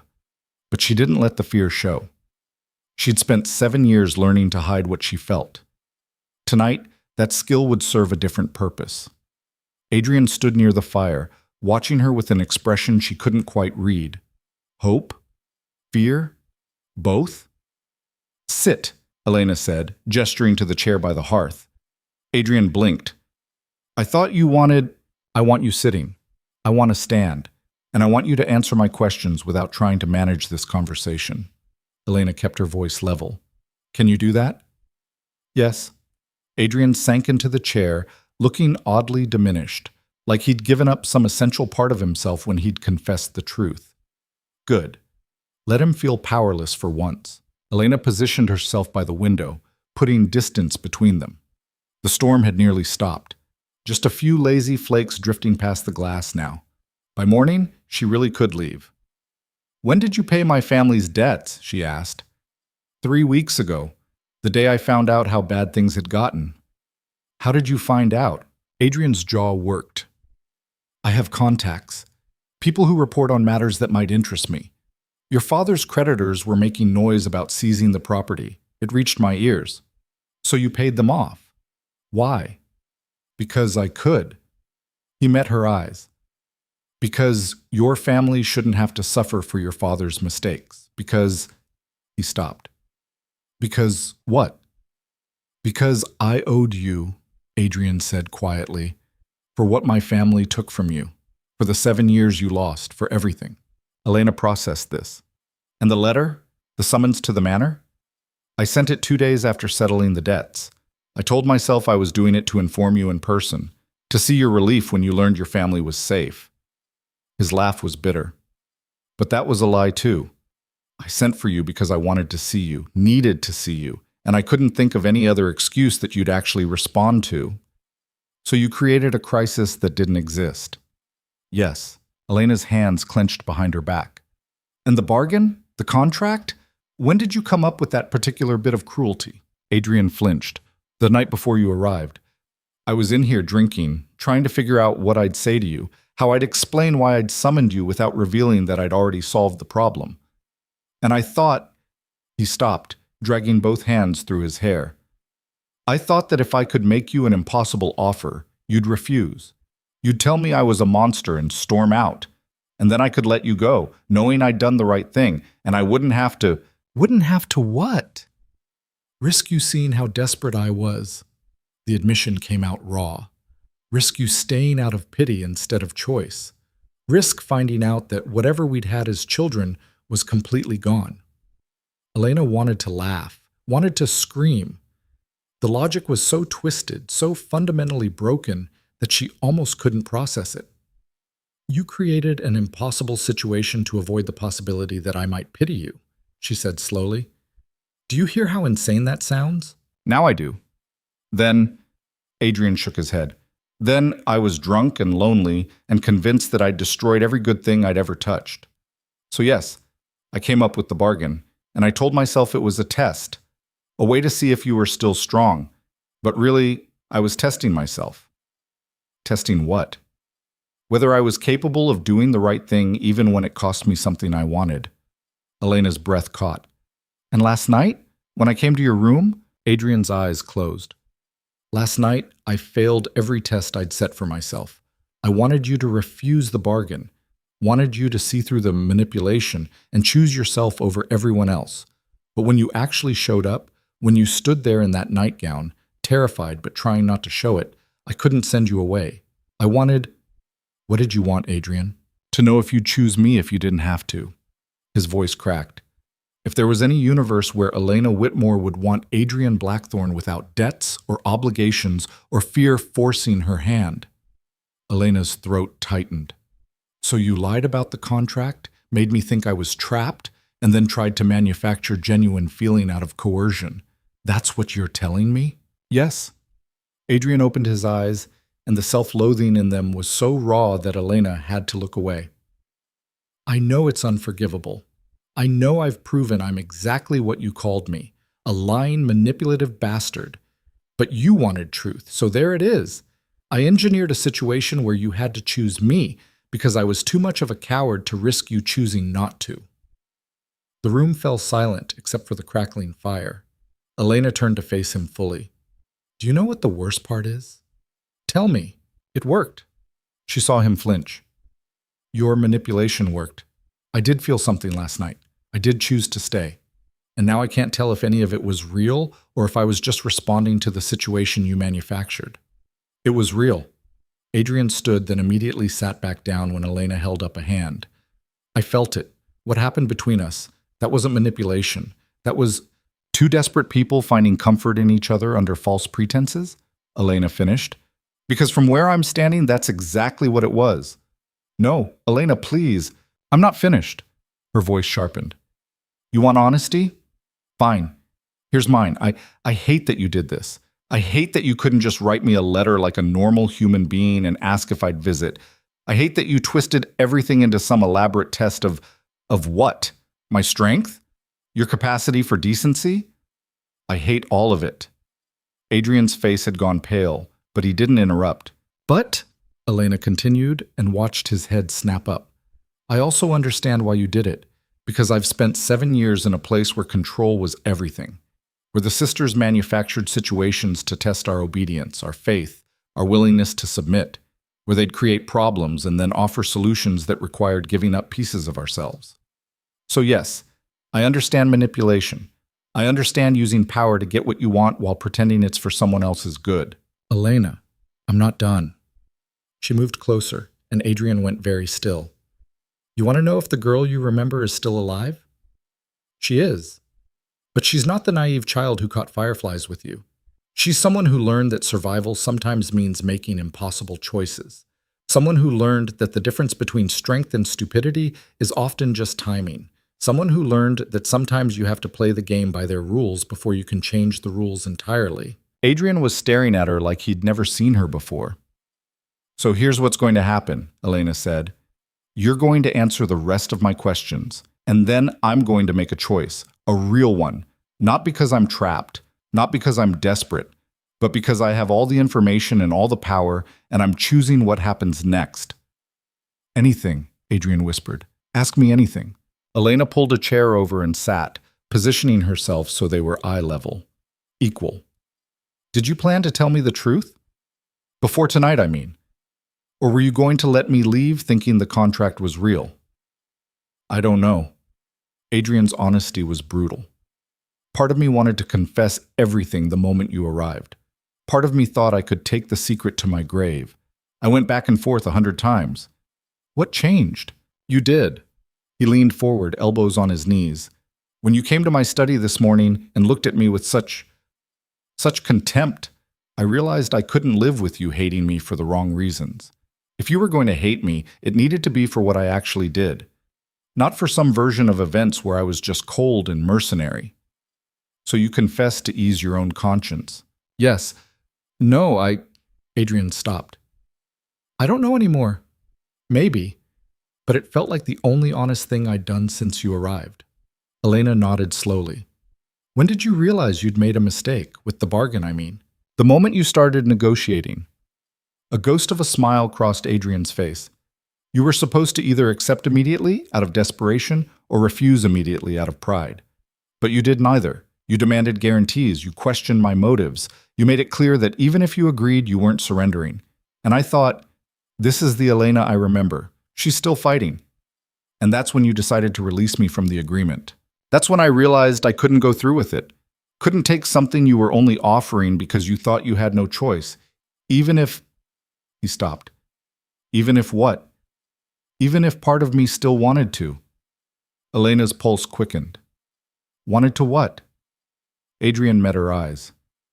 "Wanted to know what it would be like. To touch you. To be close to someone who actually knew me instead of the mask I wear for everyone else. To feel something other than cold and control and endless duty." The admission hung between them. "And when I stayed anyway?" Elena asked quietly. "When I chose to stay even after you released me?" "I thought I was dreaming." Adrian's voice went rough. "I thought you'd walk out, thought you'd see through the whole thing and leave me alone with what I'd done. But you stayed, and you were so..." He stopped, struggling for words. "So fierce, so completely in control of yourself even when you were nervous. And I realized you weren't the girl I remembered. You were someone stronger, someone who'd survived things that should have broken you and came out harder instead." "Is that what you wanted? Someone strong enough to survive you?" Adrian flinched. "I wanted someone who could see me as I actually am and not run. Someone who understood what it's like to be shaped by forces you can't control and still refuse to surrender completely. Someone..." He stopped. "Someone like you." Elena sat back, processing. The pieces were starting to fit together in a way that made horrible sense. Adrian wasn't just manipulative, he was desperate. Desperate for connection, for honesty, for someone who could match him instead of just submitting to him. But that didn't excuse what he'd done. "Last question," Elena said, "and think carefully before you answer. All right? If I walk out of here right now, take the money, and leave tomorrow without seeing you again, what will you do?" Adrian was quiet for a long moment. "Honor every part of the contract. Make sure you have everything you need. Arrange transport wherever you want to go. And then..." He swallowed hard. "And then spend the rest of my life wondering what would have happened if I'd just been honest from the start." "That's it? You just let me go? What else can I do?" Adrian's smile was sad. "You deserve freedom, Elena. Real freedom. The kind where you choose your own path without anyone trying to manipulate or control you. Even if, especially if, that path leads away from me." Elena stood. Adrian's eyes tracked her movement, but he didn't rise, didn't reach for her. Just watched as she paced to the window and stared out at the clearing sky. The storm was over. Morning would bring sunshine and clear roads and choices. She thought about her family, safe now because of Adrian's intervention. About the money in her name, enough to start a new life anywhere she wanted. About the freedom she'd craved for 7 years, finally within reach. And she thought about the boy who'd cried when she left, about the man who'd twisted himself into knots trying to recreate a connection he'd lost, about the desperate, broken honesty of the last hour. Elena turned back to face him. "You're right about one thing," she said. "I'm not the girl you remember. That girl is gone. The convent killed her as surely as your father's training killed the boy you used to be." Adrian's face crumpled. "But," Elena continued, "I think there's something stronger in her place. Someone who understands that power isn't about control. It's about choice. Someone who knows that the only way to be truly free is to make decisions with open eyes, full knowledge, and acceptance of the consequences." "Elena, I'm going to make you an offer," she said, "and you're going to listen without interrupting. Can you do that?" Adrian nodded, looking stunned. Elena moved to stand directly in front of him. "I'm not leaving tomorrow. I'm not taking the money and running. I'm staying, but not because of any contract or obligation or debt. I'm staying because I choose to." "Why?" The word came out strangled. "Because you were right about something else, too. What happened last night was real. I felt it. And I'm tired of running from things that are real just because they're all so complicated." Elena crouched down so they were eye level again. "But here are my terms. My actual terms. Not the ones you dictated." Adrian was barely breathing. "First," Elena said, "no more lies. Ever. I don't care how ugly the truth is or how much you think it might hurt me. You tell me everything, or this ends immediately." "Agreed." "Second, no more tests. No more engineering situations to see how I'll react. If you want to know something about me, you ask. Directly. Like an adult." "Agreed." "Third," Elena paused. "Third, you acknowledge that I have just as much power in this, whatever this is, as you do. I'm not your subject, not your dependent, not someone you get to manage or control. We're equals, or this doesn't work." Adrian's eyes were wet. "Equals. Yes, absolutely." "And fourth," Elena's voice softened, "you let me help you. You've spent years trying to be what your father wanted. It's time to figure out who you actually are. And you're not doing that alone anymore." A tear escaped down Adrian's cheek. "Why? After everything I've done, why would you—" "Because I understand," Elena said simply. "I understand what it's like to be trapped in someone else's vision of who you should be. I understand desperation and loneliness and making terrible choices because you can't see any good ones. And I understand that sometimes the only way forward is to build something new from the wreckage of what you've lost." Adrian reached out slowly, giving her time to pull back. When she didn't, his hand cupped her face. "I don't deserve this. Don't deserve you." "Probably not." Elena's smile was small but real. "But deserve has nothing to do with it. This is about what we choose, Adrian, what we build. And I'm choosing to stay and build something with you, not because you manipulated me into it, but because I want to." "Elena." His voice broke completely. She leaned forward and kissed him. Not the desperate, confused kiss from last night. Something gentler, more deliberate, a promise instead of a question. When they broke apart, Adrian was crying openly. "I'm going to spend the rest of my life making this up to you." "Don't." Elena wiped the tears from his face. "Don't try to make up for it. Just do better, be better. We both will." Adrian pulled her close, and Elena let herself be held. Let herself feel the vulnerability in his grip, the way he was shaking slightly, like he couldn't quite believe she was real. "I love you," he whispered against her hair. "I know I have no right to say it. I know I've ruined any chance of you feeling the same, but I need you to know I love you. I've loved you since we were children, and I never stopped, and I—" "Adrian." Elena pulled back enough to look at him. "Stop."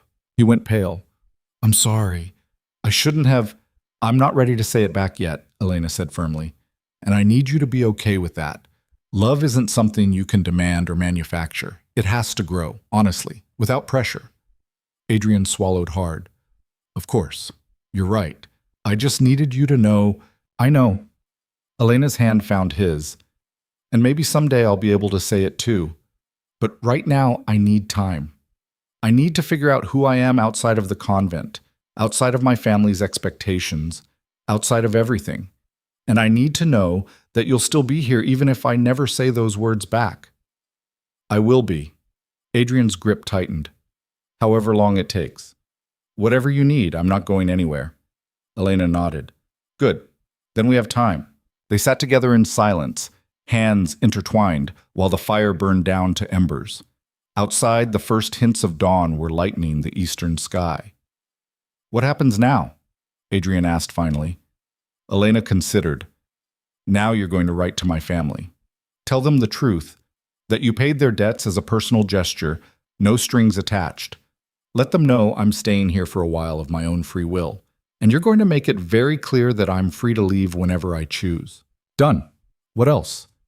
You're going to introduce me to the estate manager, show me the accounts, teach me how this place actually runs. Elena's eyes narrowed. Because if I'm staying, I'm not going to be some decorative addition. I'm going to be useful. Adrian's smile was tentative but genuine. You want to help manage the estate? I want to understand it. Understand how power works here, how decisions get made, who benefits and who suffers. Elena stood, pulling him up with her. The sisters taught me to read people and situations. I think it's time to put those skills to better use than just surviving. You'll be better at it than I am, Adrian said. I've been running this place the way my father did, with distance and coldness, and no real understanding of the people who actually make everything work. Then we'll learn together. Elena moved toward the door. But first I'm going to sleep. In my own room. Alone. Adrian's face fell slightly, but he nodded. Of course. Whatever you need. Elena paused at the door. Adrian? Us? It's going to be complicated. There will be days when I'm angry about what you did. Days when I wonder if I'm making a terrible mistake. Days when the whole thing feels impossible. I know. But I want you to know that I'm choosing this. Choosing you. Not because I'm trapped or desperate or confused, but because I think... She paused, searching for the right words. I think we might be able to build something real, something honest, if we're both willing to do the work. Adrian crossed to her, careful not to crowd her space. I'll do the work, whatever it takes. I promise you that. Elena studied his face, saw the sincerity there, the fear, the hope, the desperate desire to be worthy of the chance she was giving him. Then I'll see you in the morning, she said. The real morning, when we can start fresh. Elena? Adrian caught her hand before she could leave. Thank you for staying, for giving me a chance I don't deserve, for... His voice caught. For choosing me, even after everything. Elena squeezed his hand. Thank you for finally telling me the truth. It doesn't fix what you did, but it's a start. She left him standing there and walked back to her room as the sky continued to lighten. Her chest felt tight, her mind spinning, but underneath the confusion and anger and fear, there was something else. Hope. Fragile and dangerous and possibly foolish, but hope nonetheless. Elena climbed into bed and fell asleep just as the sun broke over the horizon, painting the snow-covered grounds in shades of gold and pink. When she woke several hours later, it was to bright sunshine streaming through the windows and a soft knock at her door. Miss Whitmore? Bridget's voice. His Grace asked me to inform you that breakfast is being served in the conservatory. He says you're welcome to join him, but there's no pressure. I can bring a tray to your room if you prefer. Elena sat up, rubbing her eyes. The conservatory. She remembered it from childhood, glass walls, tropical plants, the one warm spot in the manor during winter. Tell His Grace I'll be down shortly, Elena said. Bridget's curtsy was accompanied by something that might have been a smile. Very good, miss. Elena dressed carefully, choosing the best of her convent dresses. It was still plain, still worn, but it was clean. She pinned her hair back, studied her reflection, and decided she looked like exactly what she was. A woman who'd survived hell and was still standing. Good enough. The conservatory was warmer than the rest of the manor, humid with the scent of growing things. Adrian sat at a small table surrounded by ferns and orchids, looking rumpled and exhausted and somehow younger than he had since she'd arrived. He stood when he saw her. Elena, thank you for coming. I wasn't sure you would. I said I'd stay. I meant it. Elena sat across from him, accepting the tea a servant poured. But we need to establish some ground rules. Of course. Adrian sat too, his movements careful, like he was afraid of startling her. Whatever you need. Elena took a sip of tea, gathering her thoughts. First, I want to meet with your solicitor. Review the actual papers for the debt payment and the bank draft. I need to see for myself that everything is as you said. I'll arrange it for this afternoon. Second, I want access to the manor's records. Household accounts, estate management, everything. If I'm going to understand how this place works, I need information. Adrian nodded. The estate manager's name is Mr. Hadley. I'll introduce you after breakfast. Third, Elena paused. Third, I want to write to my family myself. Tell them I'm staying by choice. I don't want them wondering if I'm being held here against my will. Absolutely. I'll have paper and ink sent to your room. Or you can use my study. My room is fine. Elena set down her teacup. And Adrian? No more appearing at my door in the middle of the night. If you want to talk to me, you ask during reasonable hours, like a civilized person. Adrian's cheeks colored. That's fair. I'm sorry about last night. I was desperate, I know. Elena's expression softened slightly. But desperation isn't an excuse, it's an explanation. There's a difference. I understand. They ate in silence for a few minutes.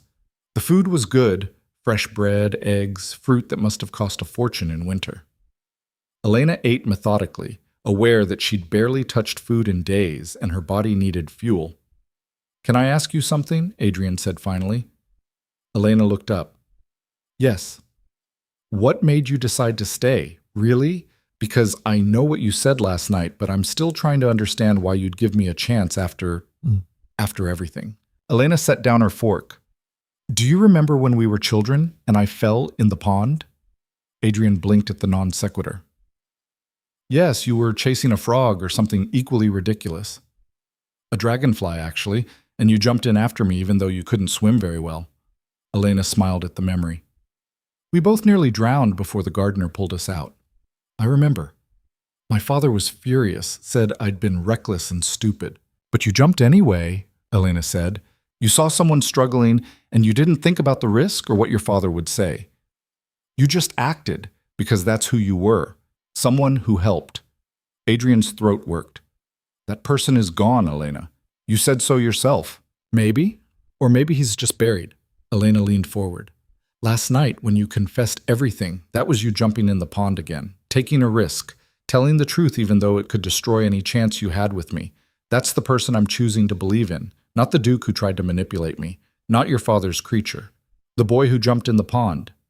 Adrian's eyes were wet again. What if that boy doesn't exist anymore? What if it was just a momentary lapse? Then I'll have been wrong, Elena said simply. But I'd rather be wrong about believing in someone's capacity for good than right about assuming everyone is irredeemable. The convent tried to teach me that people were either saved or damned, saints or sinners. But I think the truth is messier. I think people are complicated, capable of both cruelty and kindness. And I think you're trying, really trying, to be better than what you were raised to be. I am. Adrian's voice was fierce. I swear to you, Elena, I'm trying. I know. Elena stood. Now show me these estate records. If I'm going to help you figure out how to run this place like a human being instead of a tyrant, I need to know what we're working with. Adrian stood too, and the hope in his eyes was almost painful to see. Thank you. For believing in me. For staying. For... Don't thank me yet, Elena interrupted. Wait until you see how demanding I'm going to be. The sisters might have taught me obedience, but they also taught me how to spot waste, inefficiency, and corruption. I have a feeling I'm going to find plenty of all three in your accounts. Adrian's laugh was startled, but genuine. I'm certain you will. My father's stewards weren't exactly known for their honesty. Then let's fix that. Elena held out her hand. Together, as equals. Adrian took her hand, and this time the touch felt different, not charged with desperate need or manipulation or fear, just two people choosing to move forward. Together, he agreed, as equals. And for the first time since she'd arrived at Blackthorn Manor, Elena felt something that might have been the beginning of peace. And for the first time since she'd arrived at Blackthorn Manor, Elena felt something that might have been the beginning of peace. The feeling lasted approximately 3 hours. Mr. Hadley turned out to be a thin, nervous man in his 50s who sweated through his collar when Adrian introduced Elena as someone who would be reviewing the estate accounts. His eyes darted between them like a trapped animal looking for escape routes. "The accounts, Your Grace?" Hadley's voice pitched higher. "I'm not sure that is, the records are quite complex, and Miss Whitmore might find them confusing," Elena finished. "I doubt it. The sisters taught us bookkeeping along with scripture. I can read a ledger, Mr. Hadley." "Of course, miss. I didn't mean to suggest—" "Then bring the records to the study," Adrian said. His voice had taken on the Duke's tone, cold, commanding, final. "All of them, going back 5 years." Hadley's face went pale. 5 years, Your Grace. That's quite a lot of— "Is there a problem, Mr. Hadley?" The estate manager swallowed hard. "No, Your Grace, I'll have them brought immediately." He fled. Elena waited until his footsteps faded before turning to Adrian. "He's stealing from you." "I know." Adrian's jaw was tight. "My father knew too. Didn't care as long as Hadley kept things running smoothly. But if we're rebuilding this place—" He stopped. "We can't keep men like that." "No," Elena agreed. "We can't." The records arrived an hour later, carried by 2 footmen struggling under the weight of leather-bound ledgers. Elena spread them across Adrian's desk and began to read. It took her less than 30 minutes to find the first discrepancy, an hour to find the pattern. By the time the sun began to set, she'd documented enough theft to have Hadley arrested. "He's been skimming for years," Elena said, showing Adrian her notes. "Small amounts from multiple accounts. Household expenses inflated by 10%. Maintenance costs padded. Even the staff wages. He's been reporting higher numbers to you and pocketing the difference." Adrian's hands clenched into fists. "How much?" "Conservatively, £8,000 over 5 years." 8,000, Adrian stopped, breathing hard. "And my father knew? Did your father review these records himself?" "No, he trusted Hadley to handle everything." "Then maybe he didn't know," Elena said carefully. "Or maybe he knew and didn't care. Either way, it stops now." Adrian stood, pacing to the window. "I should dismiss him, have him prosecuted, make an example." "Wait." Elena's mind was racing. "If you prosecute him publicly, what happens?" "Justice. He pays for what he stole. And everyone learns that the Duke's estate manager has been stealing for years under your nose, that you either didn't know or didn't care, that Blackthorn Manor is poorly run and vulnerable." Elena stood, moving to join him at the window. "Is that the message you want to send?" Adrian turned sharply. "What are you suggesting?" "I'm suggesting we're smarter than that." Elena's voice was calm, but her mind was working through possibilities. "Hadley has been here how long?" 15 years, since before my father died. "So he knows everyone, knows how everything works, knows where all the bodies are buried, metaphorically speaking." "Your point?" Elena smiled, and it wasn't entirely kind. "My point is that we can use that. Give him a choice. Help us root out every bit of corruption in this estate, everyone who's been stealing, cutting corners, or taking advantage, and we'll let him resign quietly with a reference, or refuse, and we prosecute him publicly along with everyone else we find." Adrian stared at her. "That's ruthless? Manipulative?" Elena raised an eyebrow. "I learned from the best, remember? The sisters were experts at turning sinners into informants. Hadley gets to save face, we get information, and the estate gets cleaned up without a scandal. Everyone wins. Well, almost everyone." Slowly, Adrian began to smile. "You're terrifying." "Thank you." Elena gathered up her notes. "Shall we summon Mr. Hadley? I think he's had enough time to worry." When Hadley returned, the sweat on his collar had spread to his entire shirt. He stood before the desk, wringing his hands, while Elena laid out exactly what she'd found, down to the penny. "Now," Elena said when she'd finished, "you have 2 options. The first involves magistrates and public disgrace. The second—" She paused. "The second involves cooperation." Hadley's eyes widened. "Cooperation, miss? You're going to tell us everything," Adrian said. His voice was steel. "Every person in this household who's been stealing, every vendor who's been overcharging, every scheme, every shortcut, every bit of corruption you know about. You're going to help us rebuild this estate honestly. And in exchange, In exchange, we'll allow you to resign quietly, Elena finished. You'll get a reference that says you served adequately but wish to retire. You won't work in estate management again, but you won't face criminal charges either. Hadley looked between them, his throat working. And if I refuse? Then I'll have you arrested before sunset, Adrian said. Your choice, Mr. Hadley, but choose quickly. My patience is limited. The estate manager crumpled. I'll cooperate. I'll tell you everything. Just please, my wife, my children. They can't know about this. Then they won't, Elena said, as long as you hold up your end. Over the next week, Hadley proved useful. He identified 3 servants who'd been taking supplies, 2 vendors who'd been inflating invoices, and 1 tenant farmer who'd been underreporting his harvest to avoid higher rents. Elena handled each case differently. The servants were given warnings and put on notice.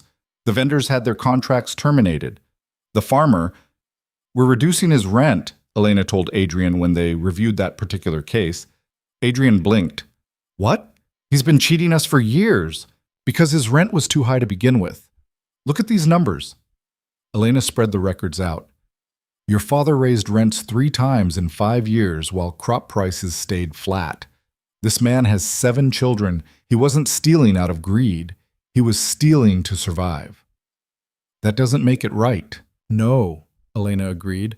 But punishing him doesn't make us right either. We reduce the rent to something reasonable. He gets to keep his farm and his dignity. And we establish that the new Duke, the new way of running this estate, is based on fairness, not just extraction. Adrian was quiet for a long moment. My father would have evicted him. I know, but you're not your father. No. Adrian's smile was small but real. I'm not. Word spread quickly. The Dukes knew, whatever Elena was reviewing everything. Being fair but firm. Not tolerating theft, but not cruel either. The servants whispered about her. The tenants watched her carefully when she rode out with Adrian to inspect the farms. And slowly, grudgingly, the estate began to change. 2 weeks after Elena had arrived, a letter came from her family. She opened it alone in her room, hand shaking slightly. Her mother's handwriting, careful and precise. Dearest Elena, we received the most extraordinary news. Our debts, all of them, have been paid by Duke Blackthorn. He says it was a gesture of goodwill, no strings attached, and that you are staying at the manor by your own choice. Elena, we hardly know what to say. This is more than we dared hope for. Your father is overcome. Margaret keeps asking when you'll come home. But Elena, are you truly all right? Are you truly staying by choice? The Duke says we're welcome to visit, that he'll arrange transportation if we wish to see for ourselves that you're well. Please write back and tell us the truth. We need to know you're safe. With all our love, Mother Elena read the letter 3 times, then sat down to compose her reply. Dear Mother, I am well. More than well, actually. I'm learning to manage an estate, learning what it means to have actual power instead of just surviving someone else's power over me. The Duke, Adrian, is not what you might expect. He's flawed and sometimes foolish, but he's trying to be better. We both are. I'm staying because I choose to. Because for the first time in my life, I get to decide what happens next. That's worth more than I can express. As for visiting, give me another month. Let me get this place properly organized. Then come see what we've built. I think you'll be surprised. Please tell Margaret I miss her. Tell Father I'm not angry anymore. Tell everyone I'm finally free. With love, Elena. She sealed the letter and sent it off, feeling like she'd crossed some invisible threshold. This wasn't just staying at the manor anymore. This was claiming it, making it hers, making herself hers. That evening, Adrian found her in the conservatory, reviewing tenant contracts by lamplight. You're working too hard, he said, settling into the chair across from her. Says the man who was up until 3 this morning reviewing grain projections. Fair point, Adrian smiled. But we can't rebuild this entire estate in a month, Elena. We need to pace ourselves. Elena set down her pen. I know, but every day I spend here, every decision I make, it feels like reclaiming something. Does that make sense? Yes. Adrian's voice was soft. It makes perfect sense. They sat in comfortable silence for a while, surrounded by the scent of flowers and the gentle sound of water from the small fountain in the corner. I've been thinking, Adrian said finally, about what happens next. Long term, I mean. Elena's pulse quickened. What about it? People are going to talk about you being here, about us. Adrian's jaw tightened. The gossip has already started. I've heard whispers. Let them whisper. It's different for you than for me. I'm a duke. I can weather scandal. But you... He stopped. I don't want your reputation destroyed because of me. Elena studied him. What are you suggesting? I'm suggesting... Adrian took a breath. I'm suggesting that if you want to leave, build a life somewhere else away from all this, I'll support that. Financially, practically. Whatever you need. You don't have to stay here and face society's judgment just because... Adrian, Elena leaned forward. Do you want me to leave? No? The word was immediate, fierce. No, I don't want you to leave. I want... He stopped, struggling. I want you to stay. I want to build this new version of the estate with you. I want to wake up every morning knowing you're here. I want... Then stop trying to make decisions for me. Elena's voice was gentle but firm. I know what people will say. I know how this looks. And I'm choosing to stay anyway. My choice, Adrian, not yours. But... No. Elena stood, moving around the table to sit beside him. Listen to me. I spent 7 years having choices made for me. The convent decided when I ate, when I slept, when I prayed, what I wore, what I read, who I spoke to. Everything. And before that, my family's poverty made all my choices for me. I have never, in my entire life, been truly free to choose my own path. Adrian was watching her intently. So when I tell you I'm staying, Elena continued, I need you to understand what that means. It means I've weighed the costs. I've considered the gossip and the scandal and all the ways this could go wrong. And I'm choosing to stay anyway, because what I'm building here, what we're building, is worth more to me than what society thinks. Elena, I'm not finished. She took his hand. I also need you to understand that this, us, is still complicated. I'm not ready to promise forever. I'm not ready to say I love you. I'm barely ready to admit that I care about you, but I am ready to keep choosing you, every day, as long as it keeps feeling right. Adrian's grip tightened on her hand. Every day is enough, more than enough. Good, Elena smiled. Because I have plans for this estate, and I need you to keep up. Plans? Big ones. Starting with the tenant school. Adrian blinked. The what? Most of your tenants can't read, Elena said, right? Which means they can't review their own contracts, can't keep their own accounts, can't verify that they're being treated fairly. We're going to fix that. You want to teach them to read? I want to hire someone to teach them to read, and to do basic mathematics, and to understand their rights. Elena's eyes gleamed. Knowledge is power, Adrian, real power. If we want this estate to run fairly, the people living here need to be able to protect themselves from the next corrupt estate manager. Adrian stared at her for a long moment. Then he started laughing, real, genuine laughter that transformed his whole face. What? Elena demanded. You're going to turn my entire estate upside down, aren't you? Absolutely, Elena grinned. Is that a problem? No. Adrian pulled her close, resting his forehead against hers. No, it's perfect. You're perfect. I'm not perfect. I'm just angry enough and smart enough to want things to be better. That's what makes you perfect. They stayed like that for a while, holding each other in the lamplight, surrounded by flowers and possibilities. Over the next several weeks, Elena threw herself into transforming the estate. She found a young woman from the village, a former governess who'd lost her position when her employer died, to run the tenant school. She renegotiated contracts with vendors, cutting out the middlemen who'd been inflating costs. She instituted regular meetings where tenants could bring concerns directly to her and Adrian instead of going through layers of servants and stewards. And slowly, impossibly, things began to change. The tenants started looking Elena in the eye instead of ducking their heads. The servants stopped treating her like a temporary curiosity and started coming to her with problems. The estate's accounts actually balanced for the first time in years. Adrian watched it all with something like awe. You're better at this than I am, he said one evening as they reviewed the week's progress. I'm different at this than you are, Elena corrected. You know the big picture, politics, contracts, negotiations. I know the details, people, patterns, where the cracks are. Together, we're actually functional. Together, Adrian repeated softly. I like the sound of that. Elena glanced at him. Don't get sentimental on me now. We still have 3 more tenant contracts to review before bed. Tyrant, Adrian muttered, but he was smiling. Spring came early that year. The snow melted, the roads cleared, and Elena's family finally made the journey to Blackthorn Manor. She was terrified. What if they hate me for staying? Elena asked Adrian the morning her family was due to arrive. What if they think I've abandoned them? Then we'll deal with it together, Adrian said. But Elena, you sent them money. You've been writing regularly. They know you're here by choice. They'll understand.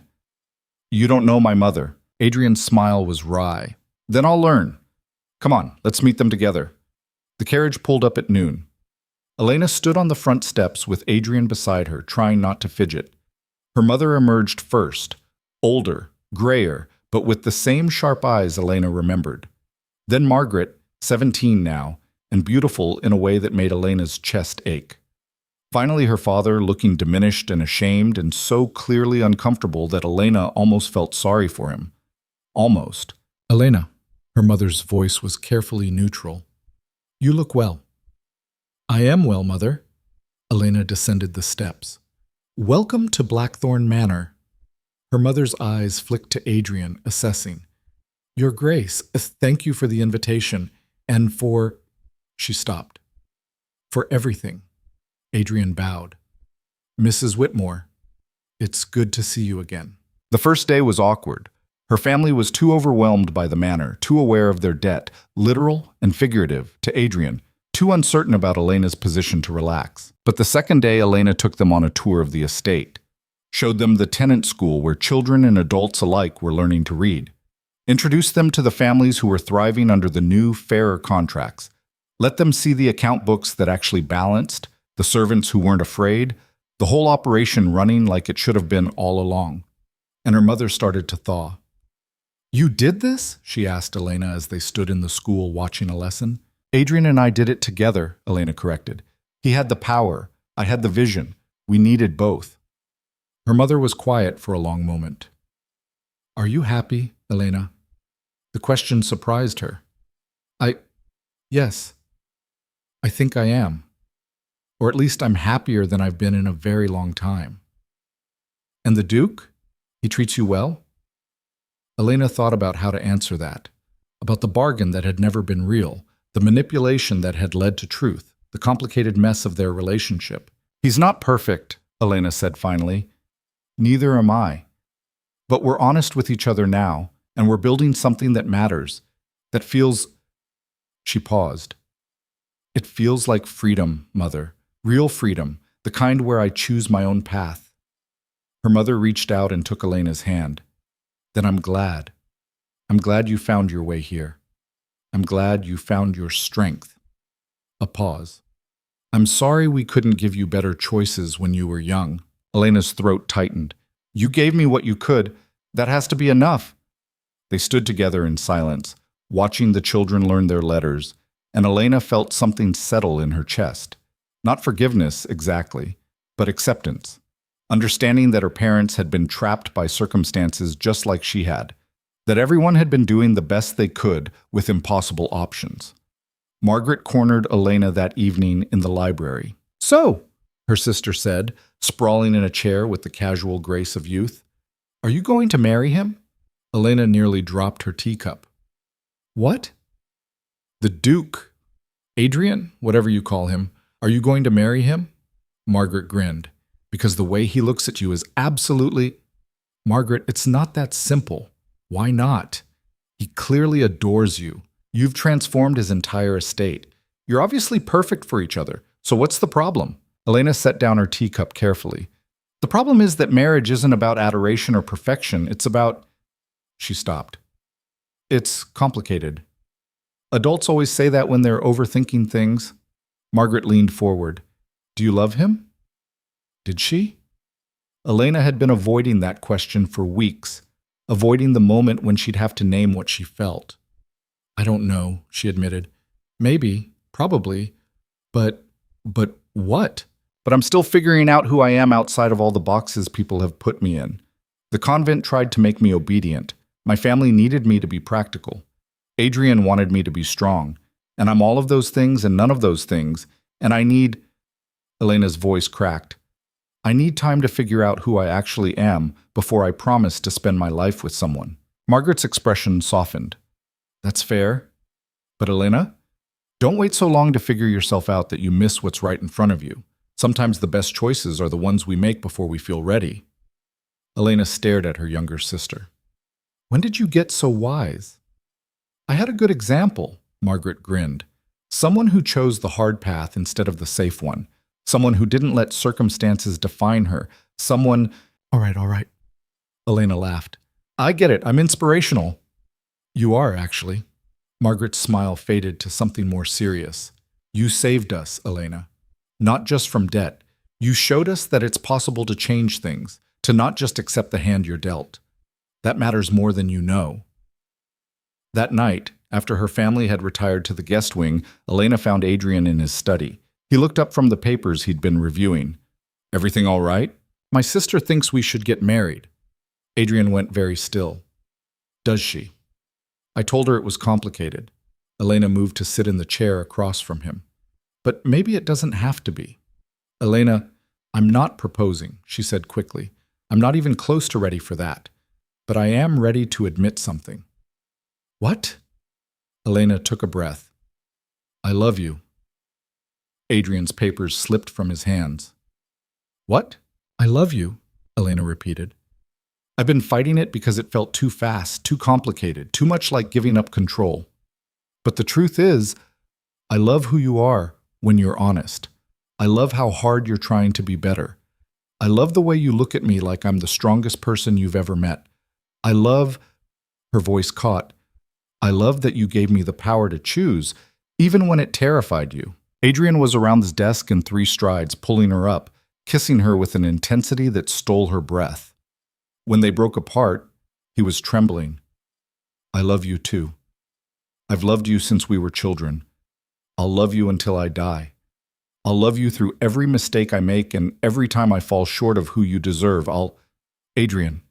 Elena put her hand over his mouth. Stop talking. Just kiss me again. He did. Later, much later, they lay tangled together in Adrian's bed. Elena's choice, Elena's decision, made freely this time, and watched the moonlight paint patterns on the ceiling. What happens now? Adrian asked softly. Now we keep building, Elena said. Keep fixing this estate. Keep figuring out how to be together without losing ourselves. Keep choosing each other. And eventually, Elena smiled, eventually when I'm ready, when we've proven this works, maybe then we make it official, but not before. I need to know this is real first, that we can survive without the crisis and drama, that we're choosing each other because we want to, not because circumstances force us to. Adrian pulled her closer. However long it takes. I'll wait. Good. Elena kissed his shoulder. Because I have a lot of plans for this estate, and I'm going to need your help. Our estate, Adrian corrected. Not just mine anymore. Ours. Ours, Elena repeated, testing the word. It felt right, solid, real. She fell asleep in Adrian's arms, feeling more at peace than she had in her entire life. Months passed. Elena's family returned home but visited regularly. The estate continued to improve under their joint management. The gossip never entirely stopped. A duke living openly with a woman not his wife was scandalous no matter how they framed it. But Elena found she didn't care as much as she'd expected. Let them talk. She had work to do. A year after Elena had first arrived at Blackthorn Manor, Adrian knelt in the conservatory among the flowers and asked her to marry him. I know you said you needed time, he said, holding out a ring. And if you need more, I'll wait. But Elena, you've transformed this place. You've transformed me. And I want everyone to know that you're not just helping me run the estate. You're my partner, my equal. The person I've chosen and who's chosen me back. Elena looked at the ring, then at Adrian, then at the life they'd built together. She thought about this girl she'd been at 12, powerless, voiceless, watching the world happen to her instead of shaping it herself. She thought about the woman she'd become at 19, hard, cynical, convinced that survival meant never trusting anyone. And she thought about who she was now, at 20, someone who'd learned that power wasn't about control or manipulation or fear. It was about choice, about building something real with someone who saw you as you actually were and loved you anyway. Yes, Elena said. Yes, I'll marry you. Adrian slipped the ring onto her finger, and they kissed surrounded by flowers and the life they'd chosen together. The wedding was small. Elena's family, of course. A few trusted servants. The tenants who'd become friends. No pomp or ceremony or society spectacle. Just two people choosing each other, officially and completely, in front of the people who mattered. Elena wore a dress she'd designed herself. Simple, white silk, nothing like the elaborate confections society expected. Adrian wore his finest suit, but he'd stopped wearing only black. Elena had convinced him that color didn't mean weakness. When they exchanged vows, Elena's voice was steady. I choose you, not because I have to, not because circumstances force me to, but because you've proven you're worth choosing, because you see me as I am and value it, because together we're building something that matters. Adrian's voice was rough with emotion. I choose you, every day, every moment, for the rest of my life. You taught me that power without humanity is just tyranny, that control without trust is just fear. You taught me how to be better than what I was raised to be. You taught me how to be myself. They sealed it with a kiss, and if Elena cried, they were happy tears. The estate continued to thrive. Elena's tenant school became a model that other estates began copying. The fair contracts and transparent management became known throughout the region. People started calling Blackthorn Manor the place where things were done right. And through it all, Elena and Adrian built their life together. Not perfectly. They still fought, still made mistakes, still had moments where old wounds bled through. But they faced everything together, as equals, as partners, as two people who'd found freedom not in isolation, but in choosing each other. 2 years after their wedding, on a spring morning that smelled of flowers and new beginnings, Elena stood in the conservatory with Adrian and looked out at the estate they'd transformed together. Do you ever regret it? Adrian asked. Staying? Everything you gave up? Elena thought about the question, about the life she might have had if she'd taken the money and run, about the freedom she'd craved for so long. I didn't give anything up, she said finally. I chose something better. The difference matters. Adrian pulled her close. I love you. I love you too, Elena smiled. Now, come on. We have tenant meetings this afternoon, and I want to review the new education proposals before then. Tyrant, Adrian said affectionately. Your tyrant, Elena corrected. My everything, he said, and kissed her. And if anyone had told the 12-year-old girl being sent away to a convent that she'd end up here, powerful, loved, free in all the ways that mattered, she never would have believed it. But Elena had learned that the best endings weren't the ones you planned for. They were the ones you built, brick by careful brick, choice by deliberate choice, until you looked up one day and realized you'd created something worth fighting for. Freedom wasn't given, it was taken. And love, real love, wasn't about surrender. It was about two people choosing to build something together that neither could build alone. Elena Blackthorn stood in her conservatory, in her home, beside the man she'd chosen, and knew with absolute certainty that she'd finally found what she'd been searching for all along. Not rescue, not escape, but the power to write her own story. And that was worth everything.